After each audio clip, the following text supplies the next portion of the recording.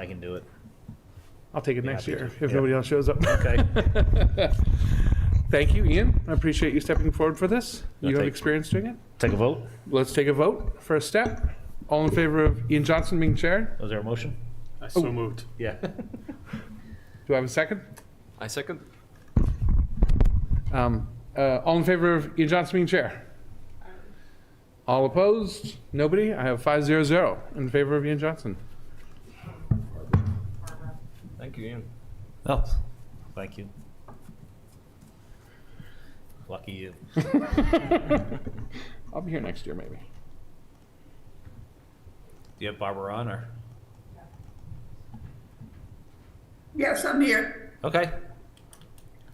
So I think the next thing then on our agenda is, well, the first thing on our agenda, Conservation Department presentation, and Jen Miller. Welcome. Thank you.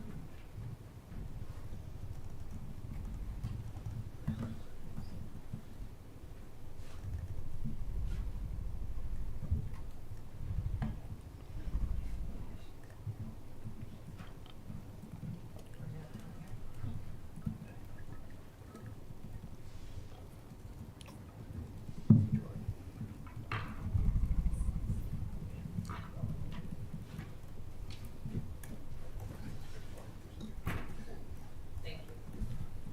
Good evening, everybody. Good evening. Sorry. Jennifer Miller, Conservation Director. I think I've met most everyone here, but for those who haven't, thank you for having me tonight. And I apologize, I'm going to turn my back to you just a little bit so I can look at the slides at the same time, but I'll take questions after for sure.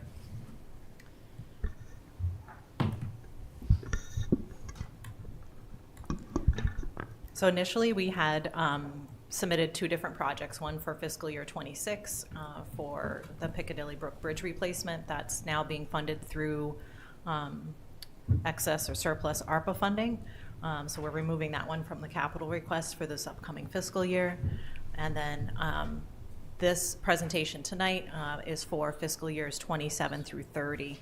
And it's basically a similar request for each of those fiscal years, and I'll explain in a little bit more detail.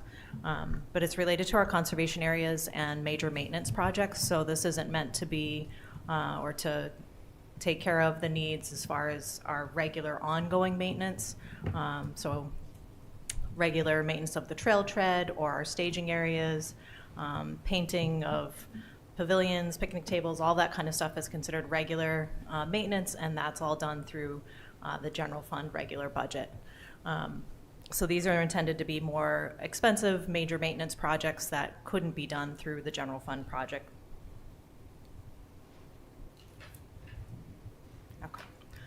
So here in Westborough, we are fortunate to have over 1,000 acres in town-owned lands that are set aside for passive recreation, habitat protection, water supply protection, and climate resiliency, among other things. We have over 50 miles of trails, including the Charm Bracelet, which gives not only the residents here, but visitors many opportunities to enjoy different passive recreation opportunities. So everything from walking the trails to fishing in some areas, and just wildlife viewing, photography, all those kind of activities that can not only help keep us healthy physically, but mentally. I think a lot of people saw that that was well needed during COVID, when a lot of us were social distancing, and have come to really rely on and enjoy those trails in that since that time. Also here in Westborough, everyone is really fortunate to have a great partnership with WCLT, which is the land trust. They do a lot of the regular trail maintenance and help establish the trails initially when the town first acquires the property. They are a wonderful partner, and they continue to be a great partner. I think we've seen a couple of things over time, and talking with the stewardship chairs from WCLT, they have said the same thing, that volunteerism, while is still a really important part of our trail maintenance activities, is not what it was decades ago. There used to be a lot more Eagle Scout candidates doing projects, and we just don't have those same numbers anymore. So some of the bigger projects that we might have been able to tackle through WCLT are just not realistic, just in terms of volunteerism and people that are available to perform those projects in general. And then also some of the projects that need to be tackled require a special skill set, or equipment that WCLT doesn't have access to. This is a quick snapshot of,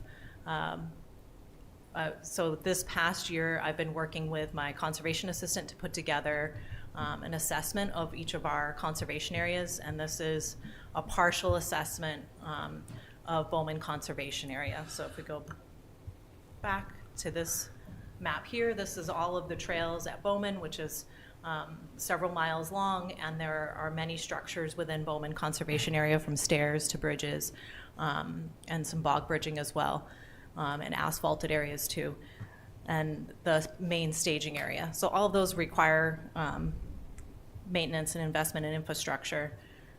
And this is just a snapshot of maybe a third of that trail infrastructure and items that need to be addressed. So there's about 40 items here. Again, it's not all of Bowman, it's just a portion of it. Everything in red I've ranked as a high priority item, either in terms of safety, so it poses a public safety risk, or also investment, so things that we need to be thinking about and planning ahead for. You'll notice the one major one that I tried to highlight and put in slightly bigger text for everyone tonight was the bridge project, which initially we were pursuing through capital. It still says capital on there, but we know that's being funded through ARPA now. So this is just a snapshot to give you a sense of, we have several conservation areas in town, and you could expect to see a similar list in all of our conservation areas. Bridge replacements are one of the more costly items, and definitely, depending on the length of the bridge, require more expertise and structural know-how, whether it's forming the bridge abutments or designing the deck and the handrails to be compliant. So the photos on the left, especially if you were part of the budget summit last year, or are part of Finance Advisory and Finance, you've probably seen these pictures, is the bridge that recently failed over by Piccadilly Brook, or across Piccadilly Brook by Upton Road.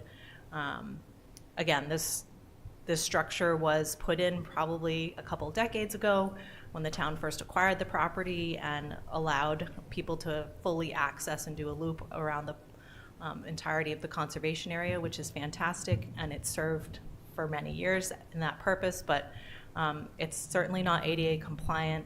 The handrails also pose a fall risk, especially if you've got little ones in tow, and the decking is coming apart. So even before it failed, it had issues and needed some TLC, if not full replacement, and it doesn't have formal abutments, so it was beginning to separate from the bank as well, which is shown in both of the photos below.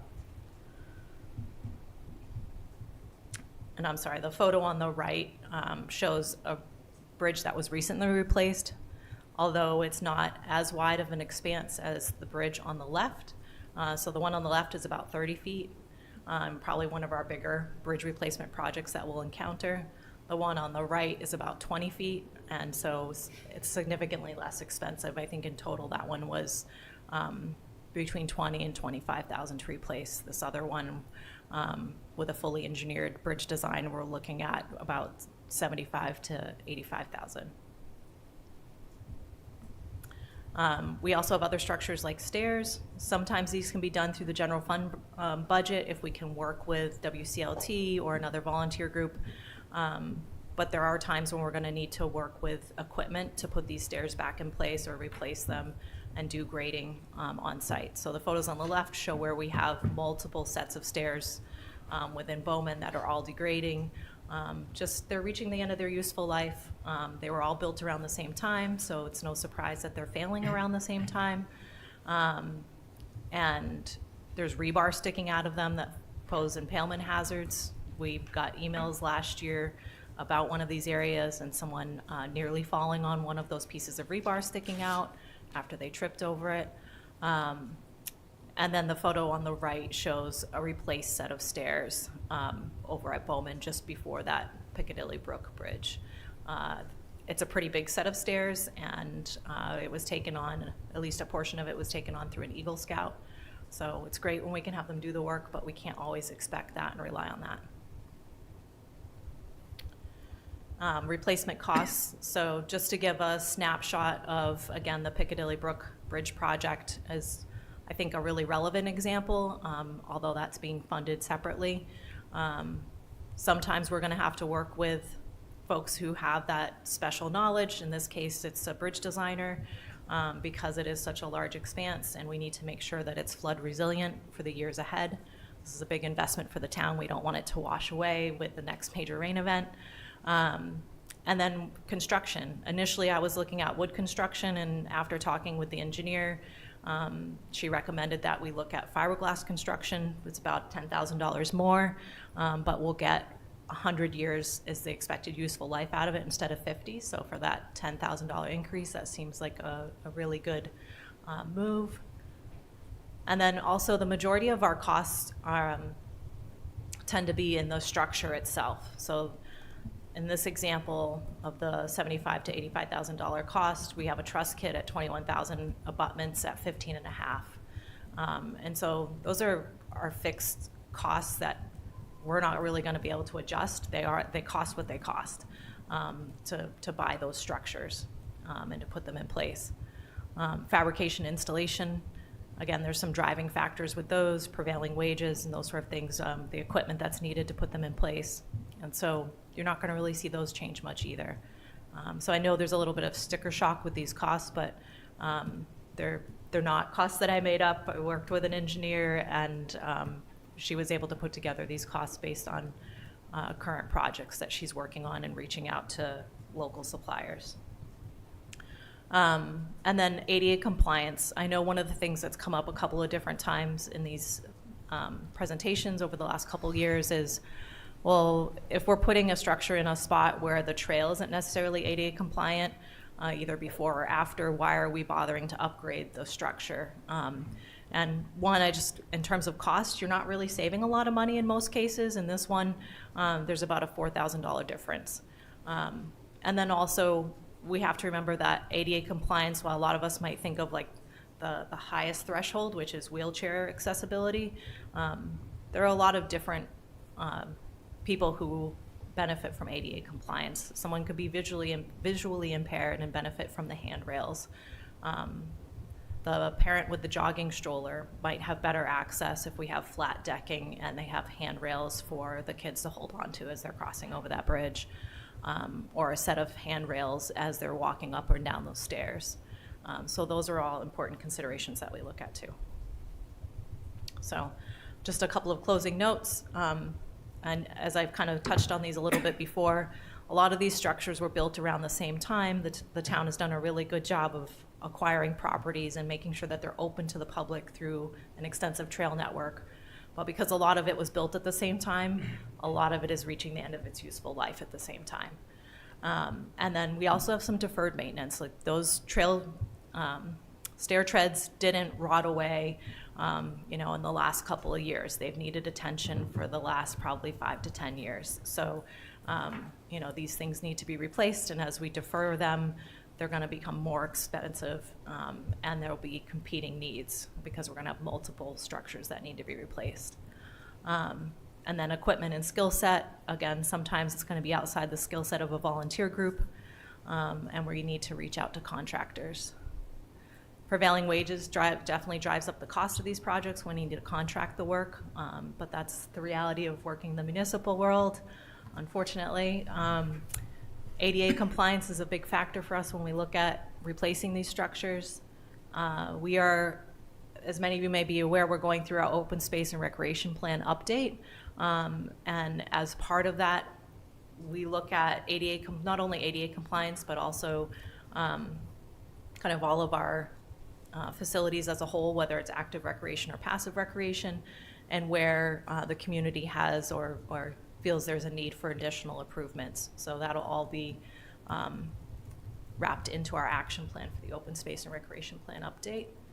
And then alternative funding sources, while we want to make sure that this is in the projection for fiscal years 27 to 30, we will always look at alternative funding sources, whether it's through CPC, Mass Trails grants, whatever it might be. So we want to make sure it's in that capital plan, but our hope is that we can come up with an alternative funding source when we get to that actual fiscal year, just like we did for fiscal year 26. All right, questions? Thank you. Any questions from folks? Yes. I will reiterate sort of what we talked about with the Finance Committee is I would love to hear about an engagement with Robinson Walk Up Robinson, who has as part of their mission sustaining, not just purchasing properties, but sustaining existing properties as well. And I believe that there's an opportunity, if not to replace, at least to complement what we're doing to support our public space a little bit better. I would just like to hear that as part of the message, if possible. Yeah, and I think I consider them one of our alternative funding sources for sure. So I just had a question on the plan that you've laid out, and maybe I'm reading this wrong, but it looks like it's $35,000 every year, but some of these construction projects were more than $35,000. So is the plan to basically like bank some of that money and then accumulate it and then go through that construction process, and then with other money associated with that, do some of these smaller renovations? So, great question. I think what my mindset in going through these was that the project that we just showed for the Piccadilly Brook replacement at 75 to 85,000 is much more expensive than what we would typically see because it's a longer span and we need stronger formal bridge abutments, especially because it's in an area that it's in a 100-year flood zone, and we're seeing those intense rain events where that structure could be impacted. Some of our other bridge structures are not in flood zones, even though they cross a stream. It's not in a flood zone where you might have velocities. It's just going to have kind of that residual flooding that will rise and fall with rain events. It's not going to have that same intensity. So I don't expect that we would very often have structures that would exceed that $35,000 threshold. More often than not, I would expect them to be under that, and perhaps we can get one or maybe two structures done in that fiscal year. If it exceeded the 35, I think then the onus would be on me as the conservation director to look at some alternative funding, whether it's Walk Up Robinson, Mass Trails, whatever it might be, to try and make up that gap.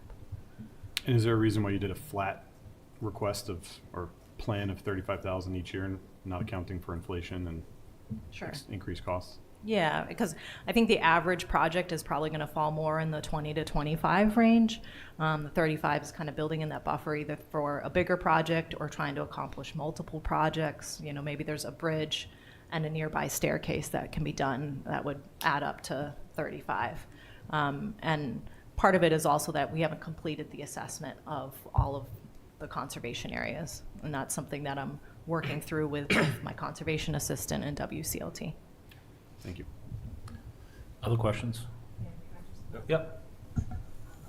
Just to clarify, given that these are, the requests don't start until FY27, the expectation would be next year when you receive the proposed projects, there would be more detail around the specific, how the money would specifically be spent, as well as better cost estimates, so that if it were a $29,000 project, that would be the expectation. So that's the hope, as things get laid out in the outer years as they're brought forward. There's more specificity and better price estimates as well.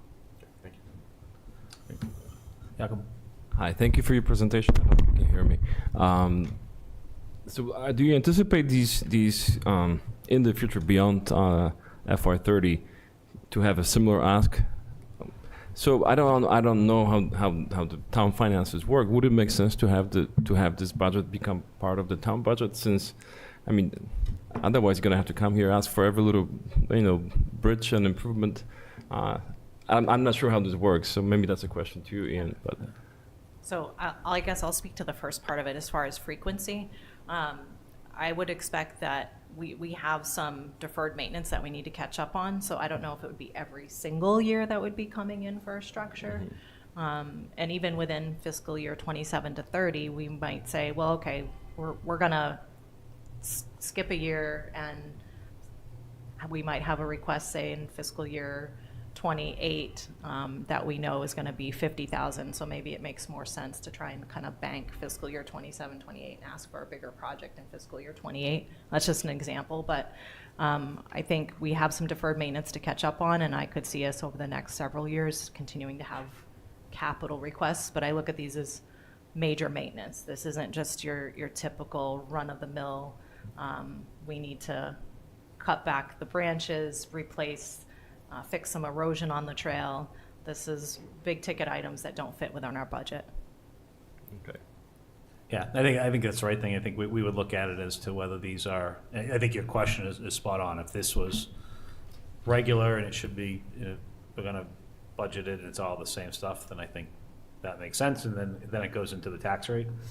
But in this case where I think some of this is catch up and bigger projects, my hope is that, down the road, it may not be here anymore, so. But it's a good question. Yeah, and as a capital expense too, we get a chance of saying, not this year, it'll have to wait, so that's, Correct. what that disappears if it goes into the budget, so. Thank you. Great. Anything else? Okay. Yeah, thank you very much. Thank you all. Have a good night. Me too. Cheers. Okay, next up, we have the police department. Hello, Chief.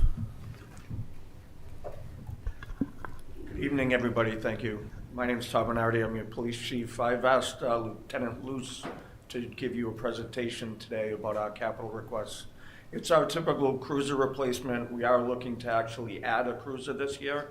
My hopes is to take one of our older cruisers and make it a crime scene response cruiser. It'll be outfitted with all of our crime scene unit equipment so that when they get to the station, they can just take the vehicle and respond rather than have to go around and kind of collect everything. The other request is something that you first saw last year about the 3D scanner, and I'll just let the lieutenant do his presentation. Thank you. Evening. Good evening. Good evening. Cliff Luce from the police department. So as the chief said, FY26 vehicle replacement, of course, Jen had to break it. Okay. So again, the Westborough Police Department seeks to continue with the regular replacement cycle of cruisers. This is in accordance with the town's current comprehensive fiscal management capital planning policy. Right now, on our overview of our fleet, current fleet includes many vehicles that are high mileage and frequently in need of maintenance, which reduces their reliability. These vehicles get used 24 hours a day, 7 days a week, 365 days a year. Cruiser 123 right now has about 74,000 miles on it, and Cruiser 128 has about 57,000 miles on it. Again, most cruisers are several years old with mileage exceeding typical limits for optimal performance. Older vehicles have increased wear and tear, affecting their readiness.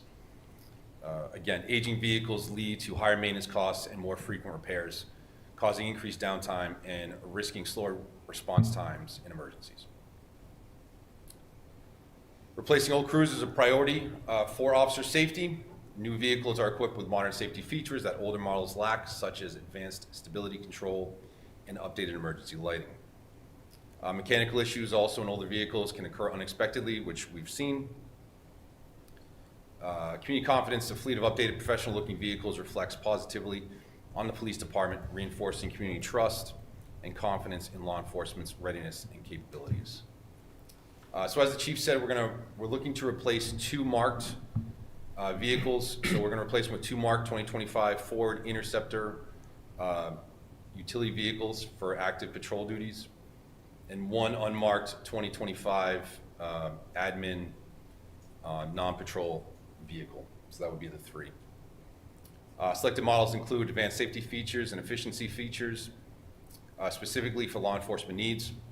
And also, that last bullet point, the department is committed to purchasing fuel-efficient vehicles in accordance with the state's green communities programs if they are available. So here's the cross breakdown. I broke down, the first one was for the gasoline powered vehicle, and the one below that is for the hybrid, that's the patrol vehicle, so that's the two breakdowns.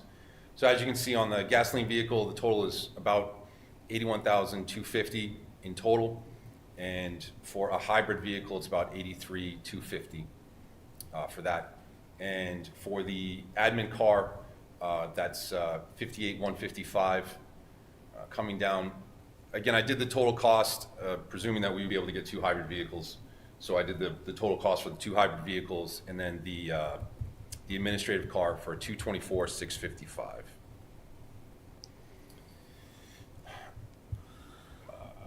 Talk about that. So this is right now the status of the fleet.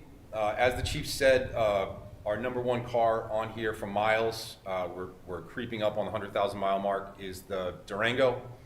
That's the one that we would like to change over to be our crime scene vehicle. So it's not active regular duty patrol, but they would be able to keep all of their crime scene information, all of their kit.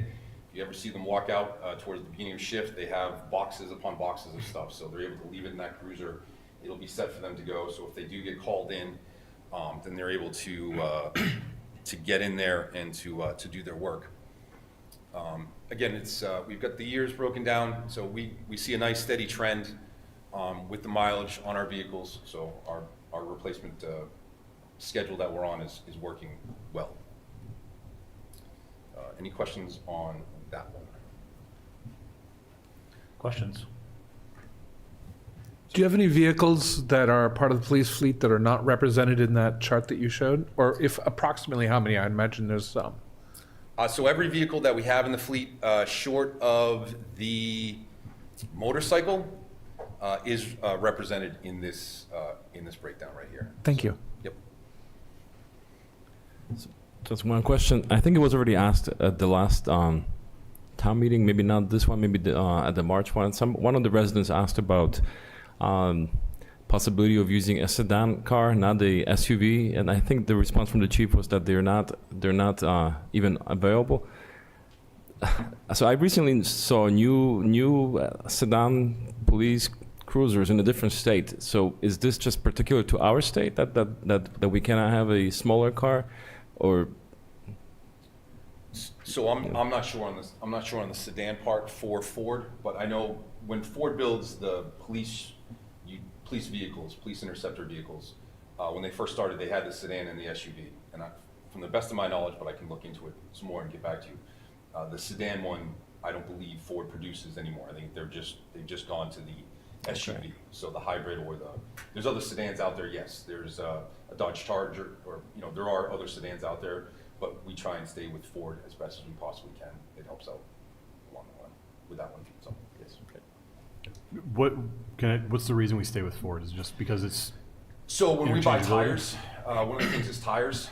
So we buy tires, we buy in bulk, and we can keep with Ford tires. So we are able to kind of stockpile the tires for the vehicles. Also, just general knowledge of the vehicles. When we bring them to DPW to get fixed on, they rely mostly on Fords.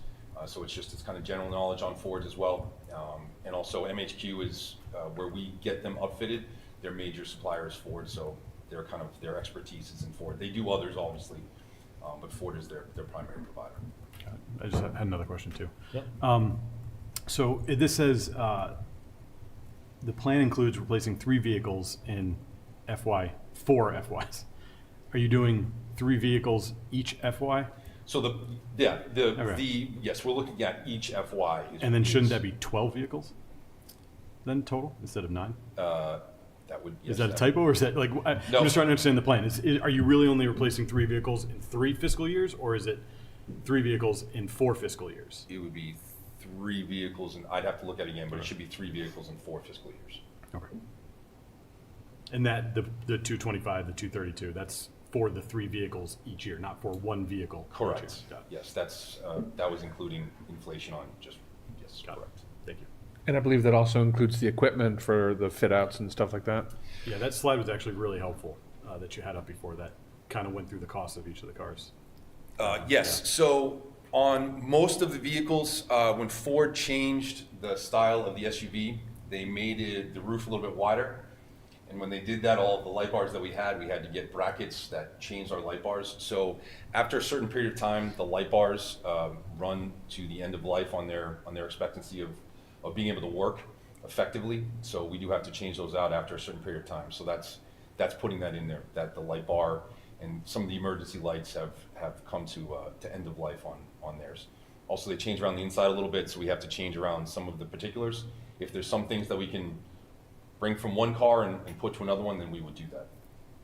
But that isn't always the case. So just so I understand too, and I'm sorry because I probably missed it, but we're adding 3 cars, but typically we would trade in or whatever, but we're going to keep. So we're replacing 2. So 2 marked cars we're trading in, and we're getting 2 marked cars back. So we're not adding to that. We're adding 1 car to the fleet. Okay. And then in the next fiscal years, I think it would just be a replacement. So we're looking to replace 3. Okay. Not add. So this year is the one add. Correct. That's what I was wondering. Yes. Okay. Yep. Thank you. Other questions on that one? Okay. Move forward to crime scene, 3D crime scene scanner.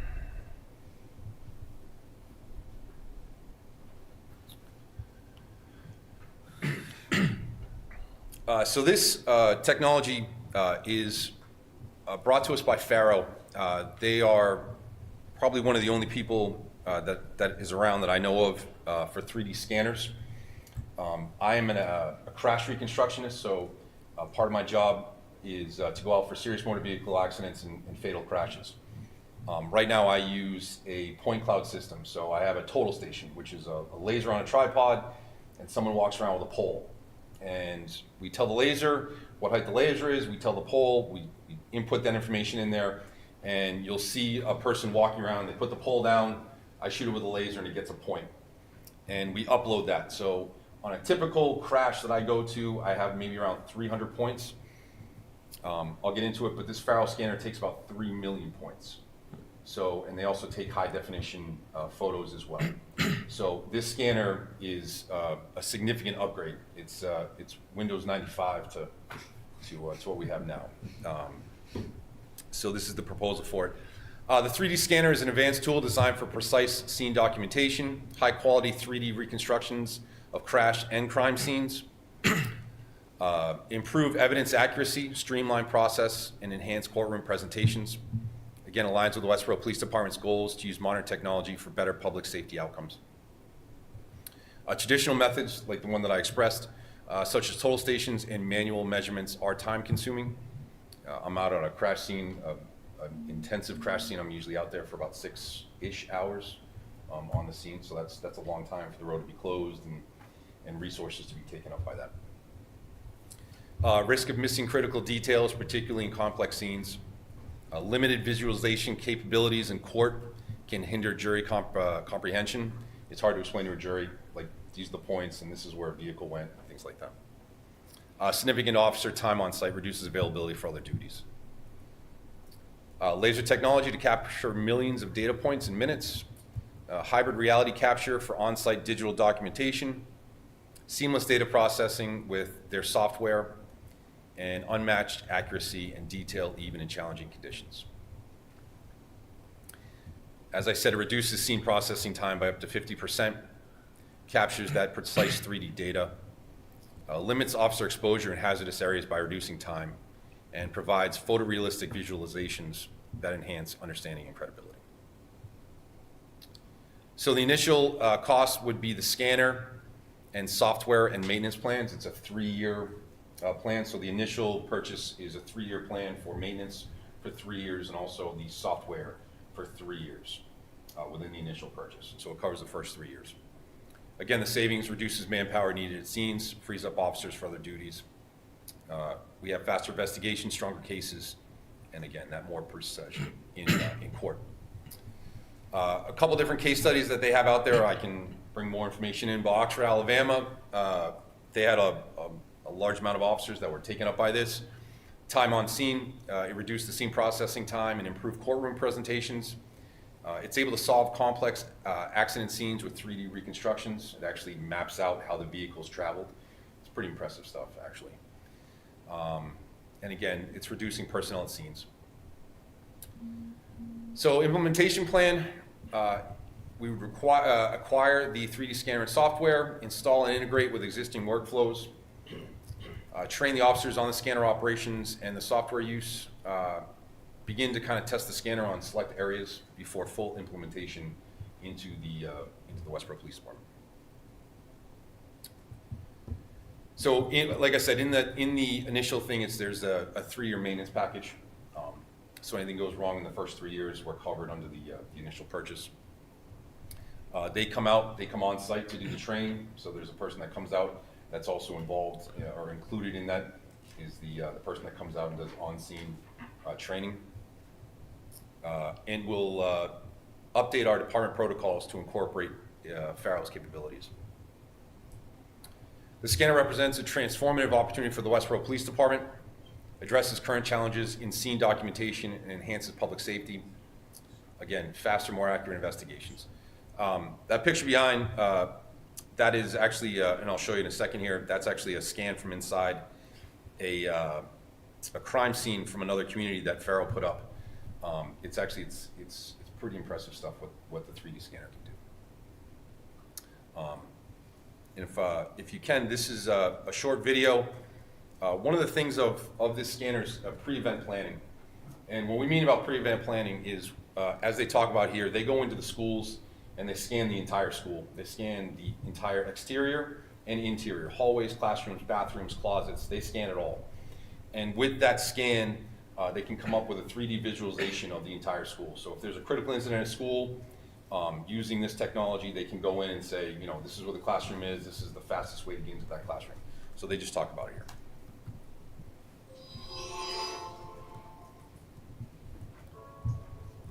What we're doing at Faro is we're partnering up with first responders. We're mapping out schools before anything bad happens, and then if and when they respond, they're going to have immediate access to the data to respond effectively. Technology is what's driving the future of law enforcement. It doesn't matter whether it's state police, local agencies, or the feds that we're helping out. Technology is day-to-day, every single day. We're scanning the exterior of the school, and then every hallway, classroom, and bathroom throughout the whole school, every single facility. We're then creating a 3D model of it so that if and when something ever happens, the first responders in the area on their computers will have immediate access to the data. So while they're responding to a threat, they'll know exactly where in the school it is. It's comforting to know that in the case of a true emergency, that the first responders are going to have the direct layout of our buildings. They're going to be able to see firsthand where there are exits, where there's windows, the height of the windows, where the doors are located in the building, to be able to help us as quickly as they can. So now cops are going and scanning schools. They are taking that data, creating deliverables that they can put in the school officials' hands, any first responder that's in that region. So if and when something happens, they all have immediate access to that data, and they can work together to form an effective response. There's just nothing more valuable in a community than the kids. And we take that responsibility very seriously. I do stay awake at night thinking about, is there more that we can possibly do to ensure that the kids in this community, in my community, can be any safer? And so I would tell parents that, we're continuing to do our best. We're really doing our due diligence to say if there's something that we can do better to make sure that your kids are safe every day, then that's something that we're going to do. Every school should have it. I think it's really easy to know why this is important. More often than not, I think people that don't realize that police agencies don't necessarily know all of the schools in their jurisdiction. And so to know what those look like inside, to know how to best get to a particular room in short order, to know how to get there safely, know how to get students or children out of schools in a hurry, the best places to approach safely. All those things are, without scanning technology, without having a floor plan or a model, pretty much big question marks. With our new Flash app through Faro, we can go scan an entire school in a couple of hours. It's 30 seconds per scan, so you can move through that school district, map it out quickly, have very accurate data, and then by the end of the day, you could have mapped out an entire school and have deliverables ready to turn over to the EMTs in the area, the police officers, the SRO, local fire, school administrators. We can bring them all together within a day to come up with a plan to better protect our school and prevent bad things from happening. I didn't know this technology existed a month ago, and all of a sudden it's here. And I mean, you got machines scanning the school and telling you every single inch before you can get there. You got information for first responders, and that's going to, you know, improve their response time. And response time is probably the key element you need in stopping a critical incident like that. So I mean, I can't think of something better. We're always looking for where our blind spots are in school safety, and having the scans will allow us, as well as our first responders, to really see any areas that we need to hone in on and tighten up. Knowing that they know ahead of time what the classroom setup is like is an extra sense of security, knowing that they're going to know where to go if there's an emergency. This is exactly what you're going to want as a parent for your kid's safety. So I can't think of anything else I'd rather have than, you know, technology in my school to help my kids. So Our teachers can focus on the learning of their students and not have to worry about whether or not our schools are secure. And so, you know, I think leveraging the partnerships that we have and that we continue to make allows our focus really to remain on ensuring that each of our learners is ready for a successful future. You're going to start seeing more police, more public safety agencies using this type of technology to do their scene documentation, to do their school documentation. This is the future of school safety, public safety in general, anything involving pre-incident planning. This is the technology that's going to be used from this point moving forward. I'm just happy to be a part of it and to be able to support our first responders and our school officials.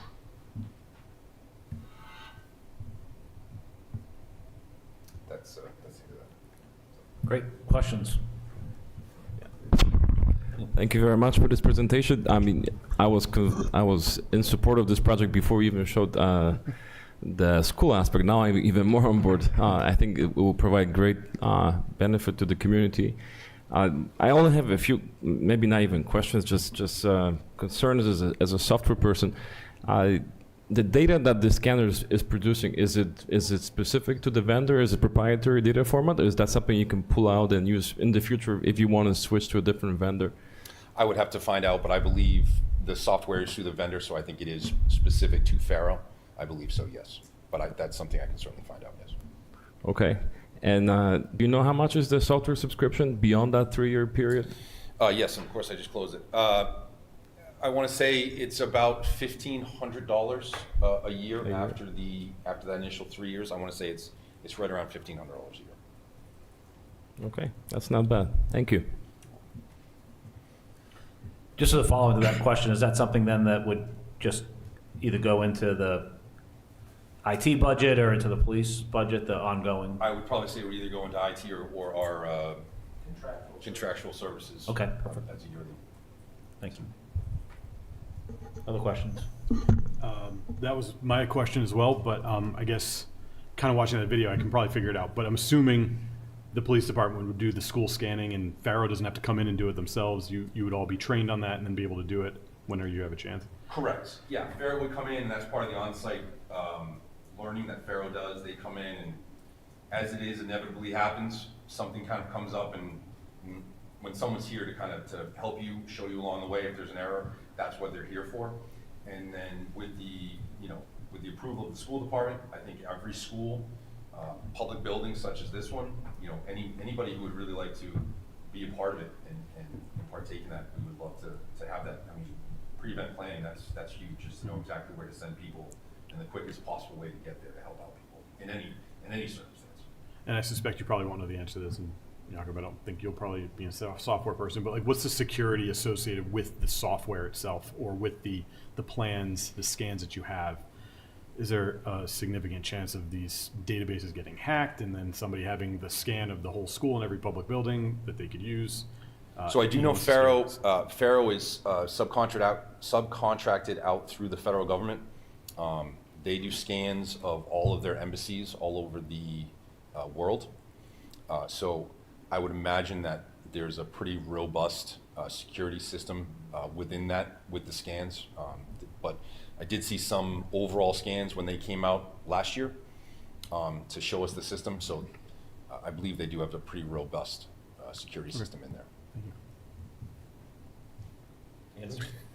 So with regards to the contract, we already got to the cost of the additional licensing. I guess the first question I'd have would be, where this is licensing, would the fire department need to pay for licenses for them as well? School department, public buildings, would there be additional licensing, or is this a town license? So it would be for the police department. The police department would be the licensing agent. They would hold for Faro. We would be the one to do that. But for us to go in and do the scans, that would just be, it would be a drawing and then we'd be able to give that out. We'd be able to probably put it in some sort of a point cloud or Adobe or something along those lines where we could give it to the dispatchers so that they would be able to import that into their CAD system. So if there was an incident, they'd be able to pull that up and integrate that into I think that's where I was going, was the ability to share this beyond the police department. Are there additional licenses? It sounds like what we're paying for would suit the whole town, and that this information for all these other buildings, fire comes to mind, would be shareable with them. Would they need to invest in any hardware, software to be able to represent this data? I'm not sure. They might have to, maybe to get the immersive 3D scan, they might have to get a license for that, but that's something that I could certainly look into and find out. Yeah, I think that jumps to mind as like one of those immediate values that I just want to know what the more comprehensive picture is. And the other thought I had was 3 million points of data is fantastic, but that takes space. And I heard you talk about licensing and the device, which I think has a 10-year life according to this. So we'll be paying for several years of licensing. But what about hardware? Because I'd imagine this takes a lot of space. So I believe it goes up to there's a cloud server, again with, I would imagine, a pretty hefty encryption basis to keep it safe. To the best of my knowledge and what I've been told, there's no server on site where we'd have to keep up a server and the storage room on a server. It would all be point cloud based. Okay, thank you. I guess that means we wouldn't expect to see a future cost associated with these millions and millions of pictures. Correct. Okay, Yeah. thank you. Yeah. I think, downloading it, kind of putting it on there to do a presentation, I think we'd have to pull it, but that's not a permanent.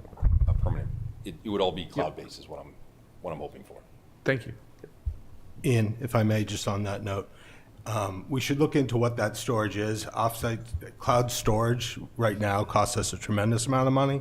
So just in regards to their existing clients and what that is, because that would become a budgetary item annually, and the more scans, the more things we get, you're right, a tremendous amount of space it probably takes up. So we should just make ourselves aware of what type of impact that's going to have to the budget, as well as, like he said, hardware. Just from the processing standpoint, whether or not we have sufficient hardware to utilize it, given the heavy computing lifting it's going to do just on site working with the materials. So it's something you probably want to touch base with Mark Stockman about so that we know going forward. Okay.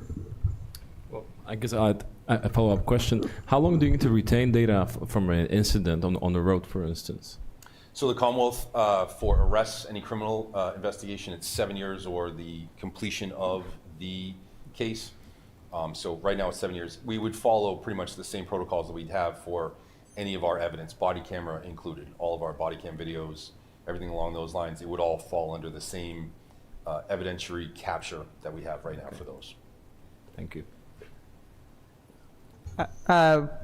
2 questions. One is what's the useful life of the scanner? When will you have to replace it? And might you buy another one or want to buy another one? And then the second question would be 6 hours at a crime scene seems like a lot. What do you expect the time to be on a crime scene with the new scanner? So useful life, they say 10 years, but everybody gets the new phone and it goes extinct in about 6 months. But I'm hoping 10 plus years. I'm hoping 10 plus years. I mean, this is pretty advanced technology, and even the scanner that they've had 2 or 3 years ago in comparison to this, the upgrades that they've made on this have been not major upgrades. So I'm hoping that we get a significant life expectancy out of this technology and hardware. And then depending on how it works and everything else, I would expect that we would come back to revisit this several years down the line. Yeah. And the second question, I'm sorry. The crime scene time of 6 hours. Crime scene time, 6 hours, yeah. When they came out and they did, the individual from Faro came out and he did a scan of the Great Hall. And he did that in about 10 minutes. If I had to do a point cloud with the Great Hall and get the information that he was able to get off that, I would probably be there for about 2 hours. So it really is about 50% faster for us on scene. So, and also, yeah, it's impressive stuff. Just thinking about, is there any tie to insurance and a benefit to insurance for our first responders who know, especially fire, where there's going to be property damage and time? Is there any opportunity to have a conversation about that? Nothing you heard of? Nothing perhaps? that I've heard of, but always have They a would. I conversation. suspect they would have bragged about it if it was an issue. imagine But so, yes. it also seems like something that we could use as a lever, potentially. So, thank you. Thank you. Other questions? Great, thank you. Thank you. Thank you. Thank you.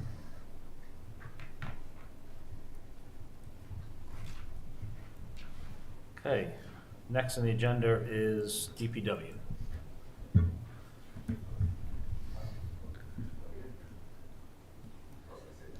Is he going to take 3D pictures of? So through the chair, can I ask the director a question first? Sure. Chris, do you anticipate doing each of these individually as a presentation or all of them together as a presentation? I need to leave, so I wouldn't mind staying for one if I could, but I don't think I'm going to stay for all of them, so I just want to plan that out. I can do whatever you prefer, but my intent was just to go through everything and then discuss, but however you guys. Which one do you want to start with? I have no idea in particular. I just wanted to give a chance to listen to one of them and Okay. give feedback if I needed. But if you're going to do all of them, that's fine. I can just leave early and watch the video and forward any questions. I don't want to mess up your presentation. You won't mess me up, but there's a lot to cover, and it's not. So I don't know what your timeline is. Yeah, but I gotta run. I have a meeting at 7 that I gotta get ready for. So, no offense to you. I would love to listen to it, but good luck. Yeah, you're on. All right. Good evening, Chris Payant, Director of Public Works. Lots of things to go through here. I think you've probably seen the summary that was sent out by Kim. I'm going to start, as I have in the past, although I know there might be a couple new faces, with kind of a bigger picture, because I think it's important that we understand kind of how we got to where we are, because this is really the beginning. Well, it's not the beginning for us; it's the beginning for you and the town. But there's, tonight we're in November. We're going to get to January and talk to the Select Board and Finance Committee, and then we're going to wait till March and talk to the town. And so that's however many months from now, and we've already put a lot of effort into this already. And so it's important, I think, to understand kind of the length of time that goes into this, not from a feel sorry for me kind of thing, but things change over time, right? So today we're going to talk about something, but in March of next year, the numbers might be a little bit different and the circumstances might be different. So that's my point.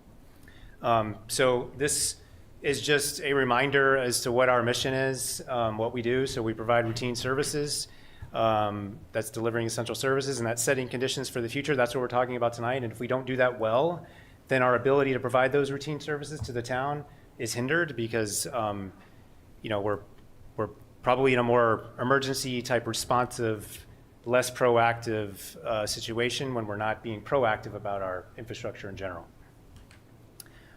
Just a reminder that we have 5 different budgets, and so we're going to be talking a lot about equipment and projects, and those are typically spread between various budgets and funding sources based on what the project is or what the material is, and how much of it is used by or should be contributed to in terms of payment by a certain fund. Just a couple of bullets there on the bottom. We're asking for money tonight, but we do generate money. It's not a lot, but we do generate money through fees, all kinds of fees for the permits we provide, and then we recycle a lot of material. We trade in all the equipment or auction it off once we replace it, which we'll talk about. And then this slide is, I know it looks really complex and maybe painful to listen to, but let me just pull up. But again, just getting to the takeaway from this is that what I said up front, it's complex, and I'm not saying that nobody can understand it. I'm just saying it's not, we didn't just roll out of bed and say, let's buy a truck tomorrow, and I think you guys know that, but there are steps, and they're all interrelated. So we get guidance in this green bubble from the town. We get the master plan, the climate action plan. We're a complete streets community. We have public health requirements. We have assessments that have already been completed that guide us. Those things all influence these functional areas, which we're going to talk about tonight. So water, roads, everything we manage in terms of those specific functional areas. And then those expand out into these projects. So these listed here, these are all, oh, you're not seeing my pointer. I'm using a pointer, but you're not seeing it, so it's not helpful. So I was talking about guidance, they expand into this, the functional areas, and then these are all projects that I'm not going to talk about, but it's important to understand those things are all happening now, and some of them have been happening for years, and we're going to talk about more tonight that hopefully will be approved in March and get added to that, and they're all happening, potentially for a long time. So we talk about it once tonight, but we're talking about it for potentially years as we work through the project, and there's layers. So a lot of these projects that are listed here, I'm not looking for my pointer, they interact with other projects. So we're going to talk tonight about Ruggles Street Sewer, right? So we looked at that as a project a few years ago. The street itself needs to be paved, and there's some ADA ramps that need to be added to the street or upgraded and that sort of thing. And when we looked at the road, well, we always look underground to see what impacts there, so we don't want to pave a road and have to tear it up again a few years later. So we looked at the sewer, identified an issue, and that led to a whole series of things that we did to get to tonight where we can fix the sewer issue and then eventually pave the road. But if you look at those in silos, look at your road, look at your sewer, then you might be doing things where you're conflicting later on and basically wasting money, which is what we don't want to do. And then just another point on this is just these influencers and these funding sources. So budget cycles don't necessarily match up with construction season cycles. And we have grant cycles, and those all have requirements. Those have, once you get money from grants, you have to manage it. And so this bubble here, you got all these things that we've got money from all these different sources, and those all have timelines for when they can be spent and how we can spend them, and they don't necessarily align with the project timelines that we have, and so we have to adjust. So all of that, my point is just that it's the reason we're coming tonight and asking for money. In some cases, you might say, well, when are you going to start? And I might say, well, not for another year or beyond. Why are you asking for the money now? It's because we're trying to align all these things so we can do the project when the time is, like when it happens, as opposed to getting to the point, then we got to wait, 6 months until March or whatever the next opportunity for funding is. So hopefully that makes sense. I'm conscious of our time, so I'm not going to spend a lot of time here, but I'll probably refer back to this as we're going through some of the future slides. This is just a summary of what we're talking about tonight. So everything on the left is the topics that I'll hit, and this is kind of the bottom line up front. So this is the money we're spending or asking for. So free cash, what would come from water, what would come from sewer, and what would come from the enterprise, the sewer stormwater enterprise fund. So now I'm going to hit projects individually. I'm going to start talking about vehicles. This is something we've shown quite a few times, so just reflecting the variety of equipment we have, and it all serves different purposes. Lots of equipment, and it all has unique purposes. Tonight, we're going to be asking for a couple of pickup trucks, sort of trucks. And I guess the takeaway here is just that over the past 5 years, we've spent significant amounts of money on equipment. Last year, it was over $1 million. And now we're getting to the point where we feel like we're still going to have to spend money, but we're not at a point where we're catching up. We've kind of caught up, and now we can just be on a consistent, if we stick with it, if we stick with a plan and are disciplined about it, we can get a consistent program where it's predictable for the town in terms of funding we're going to need, and we're not surging money into the program, but just funding it on a consistent, routine basis to maintain our equipment. Just an update on where we've been. So you can see we're still waiting on something we ordered in 2022. So all of this equipment on the left is not here. We're waiting on it, and this is equipment that's arrived in the last 6 months or so. So equipment that you didn't see reflected last year when I showed this slide, right? So we have received a few things, but there's still some stuff out there we're waiting for. This is what you'll see in the budget book. So our 5-year plan, outlining the equipment we're going to be proposing for future years. So I'm going to talk tonight specifically about this 394. Although I highlight this 200 here for this, it's for a loader. It's 2001. It's 23 years old. It's not projected to be replaced until 28, which is a couple years from now, and then be pushing 30 years old. It's not in great shape, so the potential is we're going to bump that forward. It's not an emergency right now, but I'm just kind of highlighting it as an example of something that might change over time. This is the summary of our vehicle funding that's specific for this fiscal year. So 2 one-ton dump trucks and a utility truck. And this is the breakout for how that funding would be spread across multiple budgets.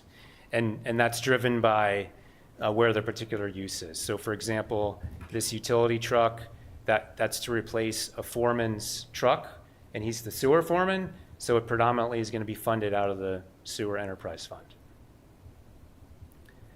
This is pictures of representations of the truck. So this is the dump truck, 2 of these, and then 1 of these trucks, which is our foreman, our leadman trucks.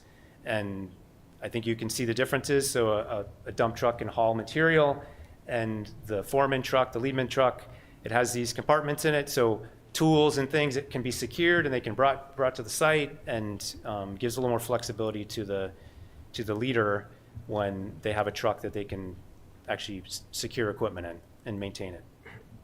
So we have about 20 of these. We have 20 of these trucks in our fleet. They have about a 10-year life cycle. That's the industry life cycle. We get more than 10 years typically out of most of our trucks. It says 2015 for these trucks, which all 3 of them are. So that's 9 years if you're counting 24, but next year it'll be 25, and we probably won't see them for another 15 months after we order them next spring, assuming we do so. So that's our vehicles. I'm going to talk about facilities next. This is the facilities capital plan. You can see across the top here some future things, and then there's a bunch of white space here. That's because these items for these specific facilities are further out on the calendar. But I highlight them just because I think many of are aware of the Country Club and Harvey Building potential there, and then some work down here that's for future years, not shown, but important to know that we still track those facilities. So I'm going to talk about our request for this year, which is for funding to support analysis of some work at our facilities. So this is our DPW facility. This is our main office. This is our garage.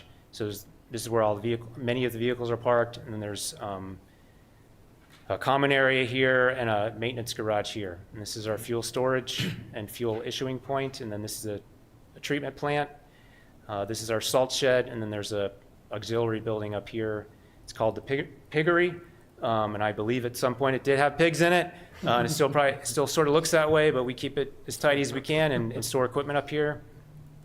The point in showing this is all these circles in red highlight equipment that's stored outside. And what kind of led us to the discussion about our facility was not necessarily that it's in poor condition, although we have some things we need to look at.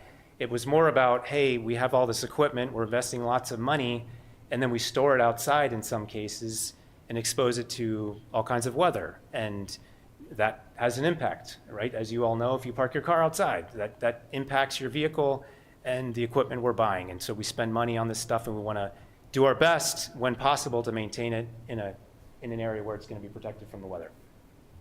So we weren't thinking we would build a brand new building and take care of all this, but we did think, hey, maybe there's a possibility, and this is all just me talking out loud here. What if you put a carport, on the side of the building or something to that effect, something relatively, in the scheme of things, low cost, but it just protects your equipment from, some of the weather, right? And it wouldn't necessarily be all of this equipment, but the point is there is a significant amount of equipment that's outside. This is the inside of that big garage building. You can see that it's already full. These are some pictures. This is equipment that's stored outside. All of these trucks are typically stored outside. These are plows and other things that are stored outside. You can see these couple of items. This is a roller and this is a sidewalk plow. They're kind of jammed into the corner. This is inside of our garage. This is a small building. This is in the piggery. This is a small garage about the size of this room we're sitting in. And there's about 6 different pieces of equipment that are stacked in there. And I'm not complaining about that. I'm just saying we're maximizing the use of our space. And there's still plenty outside. We are going to talk a little bit about an evaluation beyond just storage. And so inside of our garage, this drain runs the entire length of it. And you can see we've done some of our own kind of in-house repairs. But these big trucks drive right over these drains. There's potential that in the future they're going to collapse. And so we maintain them, but at some point you can see some damage here. We're going to have to look at replacing them. There's a windows in our garage that potentially need to be looked at for down the road replacement. So what our ask is, we have a 1983 facility. It's got a new roof. We're not asking for a complete rebuild. We're just saying, let's bring somebody in, take a look at the facility. We think we have some storage requirements or equipment cover requirements. Let's evaluate it. Let's see what our options are. And when we're doing that, let's also look at our garage doors that potentially need to be replaced at some point. The windows, the floor drains. There's an exhaust system in there that's pretty dated, and you have all those trucks in there, and a maintenance area should have an exhaust system that gets the fumes out if you've got equipment running, even if you have your doors open. So the intent would be that we ask for this money and do an assessment, which we've done on several other buildings already, and then we have a roadmap potentially for how we would address some of those issues. That's our facility. I guess I can stop if you guys want me to at any point. Otherwise, I'll just keep plowing along. So.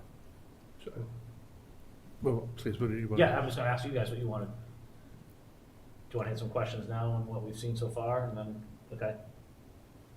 I think the vehicles are very standard over, but while we're talking about this, I'd love to ask if I may. Sure.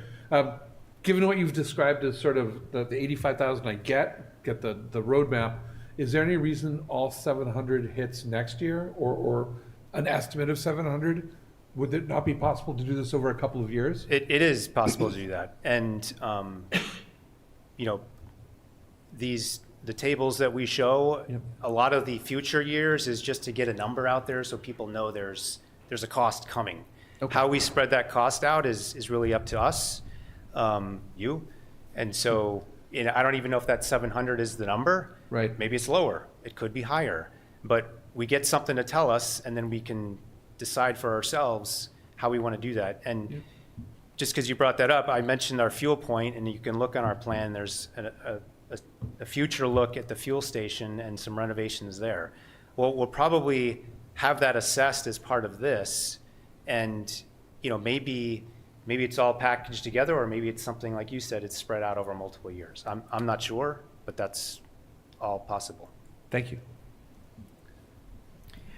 Chris, just curious about the design fee and the budget as well for the garage reno. Didn't seem like the drains are critical. It didn't seem like the windows are critical, but maybe one of them you think is about to go or something like that, and that's why you want to have that assessed.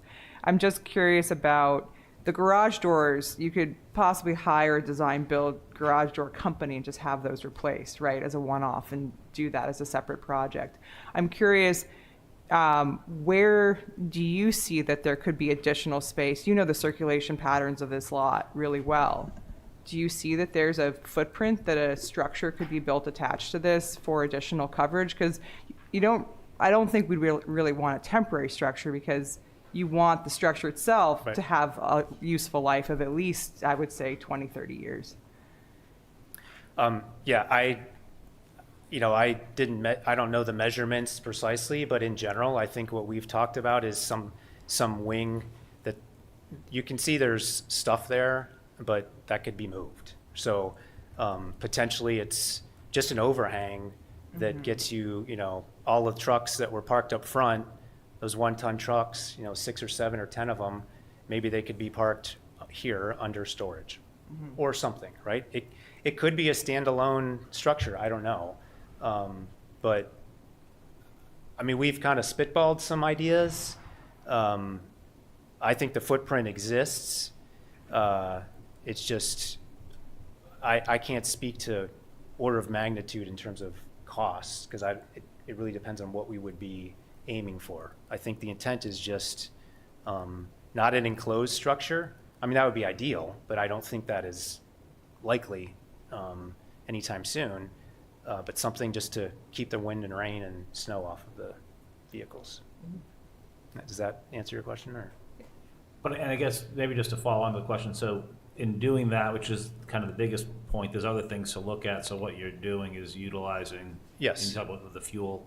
So you're using this assessment to cover it all, to figure out how much, and then to Andrew's question about. yeah, you did say that, and I didn't mention that. So in terms of the other things, that the windows and are the windows failing today, and is there water coming in? No. And those drains you saw, we did some temporary patches. They're not going to collapse tomorrow, but they are, there is work to be done in the future. This won't start till next spring. It'll take whatever, 6 months or whatever it is to produce it. Then we'll have to take a look at it, digest it, kind of figure out what makes sense, come up with a plan. So it could be a few years before we're actually doing some of these things. But if we wait to do the assessment, then we're kind of, then it becomes one of those, like, we got to do it now kind of thing, which we're trying to avoid. So, so I don't, to answer your question specifically, I don't think there's any like urgent thing that has to be done this second. I just think it's prudent to take a look at it now, and then we can have a good game plan going forward. And I'd say that something this town has been doing recently that I think has been very successful, you look at the library or the senior center / community center, is being able to present ABC versions of what we can do. A fully enclosed area might cost us 1.2 million, but we could probably do an overhang for 700,000, or pitch tents for 200,000.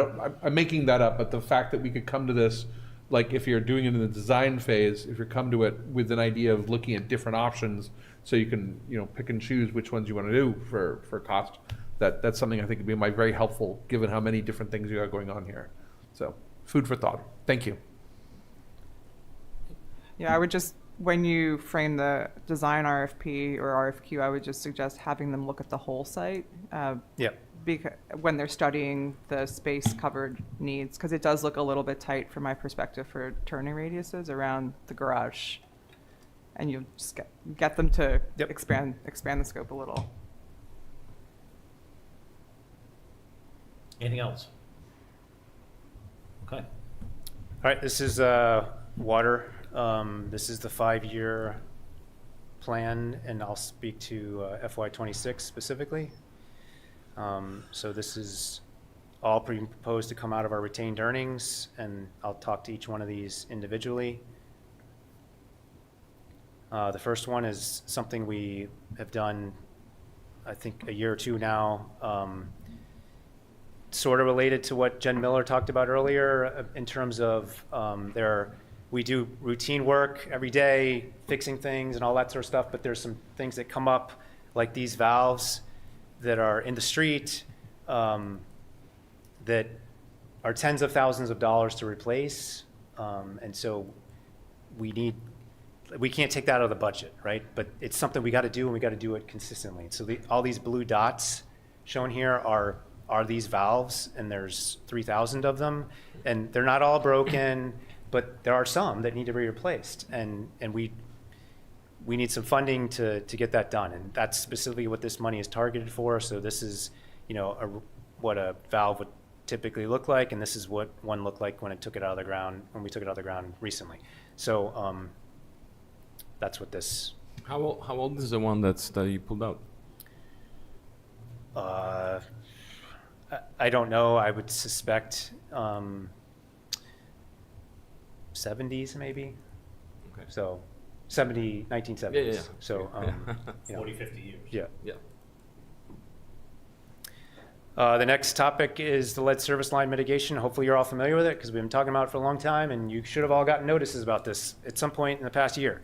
But we have an obligation, a mandate from the EPA and the Mass DEP to identify the type of material from this point, the water main in the street, this line all the way here that goes to your meter in your house, and confirm what that is, right? And so we did that process in October. We had to submit an inventory that every water utility in the country had to submit to the EPA, listing every service line and what type of material we thought it was, with the intent to identify anything that's lead or that could be compromised by lead, meaning so it could be galvanized. So if it's galvanized or lead, that's not good and it needs to be replaced.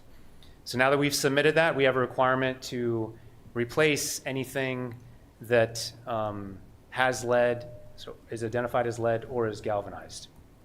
So this is our dashboard. It's available on the website. You can zoom in here and click on your property and see what the material type is. So 66 were identified as galvanized, and then 243 are still unknown, which means we need to do further investigation.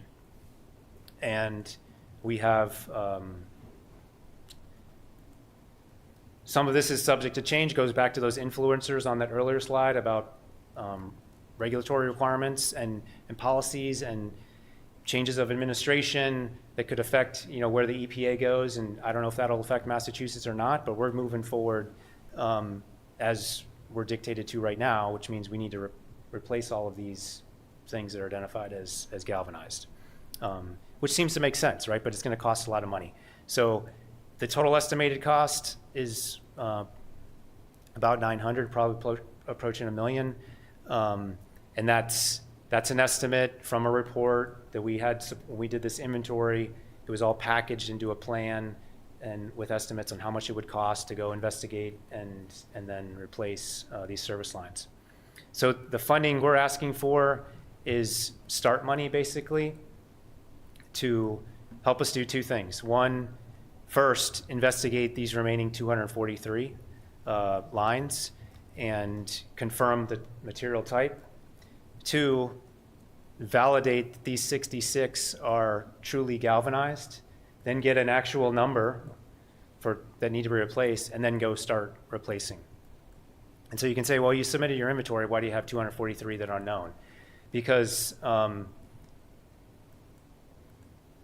everybody answers when you tell them or ask them to tell you what their material is. And so there are places where we just don't know because we didn't have access to the property, and the material on the outside is underground, so we have to go dig it up and physically look at it. And so to do that takes time and costs money because you have to rent a truck, go out to the site, dig up the valve.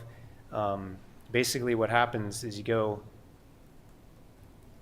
to this valve, which everybody has in their front yard somewhere, and you dig all the way down, and you can see this way, and you can see this way. And we have to confirm the type of material going both directions. So from your house, you can see this line, because in most cases, you can see it from the inside of your house. But this part of the pipe, not visible unless you have a record of it, which is what we used to date to say what type of material was put in the ground, or you go dig it up and look at it. And a combination of those things needs to happen, going out to these sites, digging them up, or going into somebody's property, whether it's commercial or private, and looking at the pipe from the inside, and then resolving these numbers. And ideally, those numbers all go down, and then going after the fix, which is to take it all out and put a new pipe in. So that's what this is. And we did get some approval through the ARPA process. So when there's money eventually potentially available through that process, it could contribute to this. And so that's helpful, but not going to solve the problem by itself. This is also a project we've talked about for a little bit. This directly relates to our meters. So we have a Water Management Act permit that tells us certain things, and one of them is we shouldn't have a water loss of more than 10%, and our water loss is in the mid-20s, which means we're paying to produce water at our plant. It's leaving the plant, and then it's going somewhere, and somebody's not paying for it, and we're losing it, right? And that's not good. And so discovering leaks and fixing them is one way to tackle that, but another way is potentially meters that are outdated and not reading properly need to be replaced. And so we're focusing on the higher end of those meters, so meters that service larger diameter pipes, so typically commercial properties, and replacing those meters with something like a more comprehensive program that allows us to see data like at your desktop and not have to send someone out to your house to click a tab on the outside of your house, which you probably all have, and then take that data back to our department, download it into some clunky system, and then eventually get to see the numbers and do that 4 times a year instead of having access to it on a daily basis. So we're transitioning to this process, and this is just money to contribute to help continue that process. It's not just money, it is money to help us continue the process. We've been doing this for a couple of years, to your point that we've been talking about. Do we have any findings yet? Specifically related to meters and the impacts, no, because we haven't made as significant a progress for a couple other reasons. So other influencers like regulations. So on the commercial side, right now, if you're a commercial property, you own your meter, and we're updating regulations and having internal deliberations, which will eventually come to the select board to maybe change that, so we can then go in and replace them, own them, and kind of speed up this process. But there's a couple other things that need to happen. But in the meantime, we're still purchasing residential meters, and but I think we'll see our biggest kind of wave towards information once we start hitting those bigger meters. But we just haven't been able to get to that point yet. Thank you. Excuse me. Thank you. This is a booster station, so lots of infrastructure around the town to help the water move. We've talked a lot about wells. This is a station. It looks like really nothing because see a bunch of vegetation and this little roof here, but that's not really important because the station's actually underground. There's a generator sitting behind these bushes here, but otherwise everything's underground. And this is simply an asset that exists. It's been around for a long time. And as we have with other wells, we need to go into the system, evaluate it, and then look at the mechanics, look at the pump, look at the electrical, look at the structural, and it's underground, so there's some leakage issues and things that we've resolved temporarily, but we really need to just rehab the station, which we've done several times on other locations. This is kind of the next one in line to do that. The last water-related thing is a study. We have a water system study. It was started many, many years ago. Typically, we update it every 5 years. And this, similar to that outline we said for the DPW facility, kind of a roadmap, this is the water roadmap. And this is important, not just for us, but Chief Purcell has lots of interest in this because it relates to his ISO, which I can't remember what that stands for, but he talks about it a lot because it benefits the commercial businesses and even, I don't know, residents as well from lowering insurance costs. So part of this study includes a hydraulic simulation model that was developed many years ago. And part of the study is to update that based on changes in our system. And then they can run scenarios that will help us and guide us in terms of how and where we want to make changes to our system. And that's really important. So this is just an update to that study. And that's a question about that study. Yep. How, that 5 year that you expect to do it every 5 years, is this like a industry standard? Is it like a common period to do the study? It's it's not based on, it's an internal timeline that has just been historically how it's been done. So, yeah, it's not arbitrarily necessarily, but it's. It's not regulatory. What's that? It's not regulatory. It's not regulatory, no. Do you see big changes from every 5 years? I know Chief Purcell is going to speak to this at some point, and a driver is he has limitations on how long his ISO data can be. I don't know the specifics, but basically he can rely on this hydraulic model as long as it's within a certain tolerance. Mm-hmm. And once it's out of tolerance, then he loses the ability to rely on it. And I don't know the financials of it, but I do know that there's a lot of benefit to the ISO rating the town has, and it's largely driven by the existence of this model, and so it needs to be maintained to trigger that. Thank you. All right, we'll jump to sewer. This will be relatively quick. This is our 5-year plan. This is what we're asking for this coming year, and I'll talk about each one. This is similar to the water capital maintenance. This is a similar program we have for sewer. So these are examples of pumps and controls in the various pump stations we have around the town. And we're going to talk about a major rehab to pump stations, but we call them kind of mini rehabs where we do it in-house. So we go either buy the equipment and install it ourselves or hire a contractor to specifically replace some pumps and things in a pump station, but we don't have to like do everything in the whole building. We just need to do some certain things, and this funding allows us to do that. So we do routine maintenance, we do these mini rehabs, which is funded by this, and then we do large scale rehabs, which we're going to talk about in a minute. So that's what this request is for. These are 2 pump stations.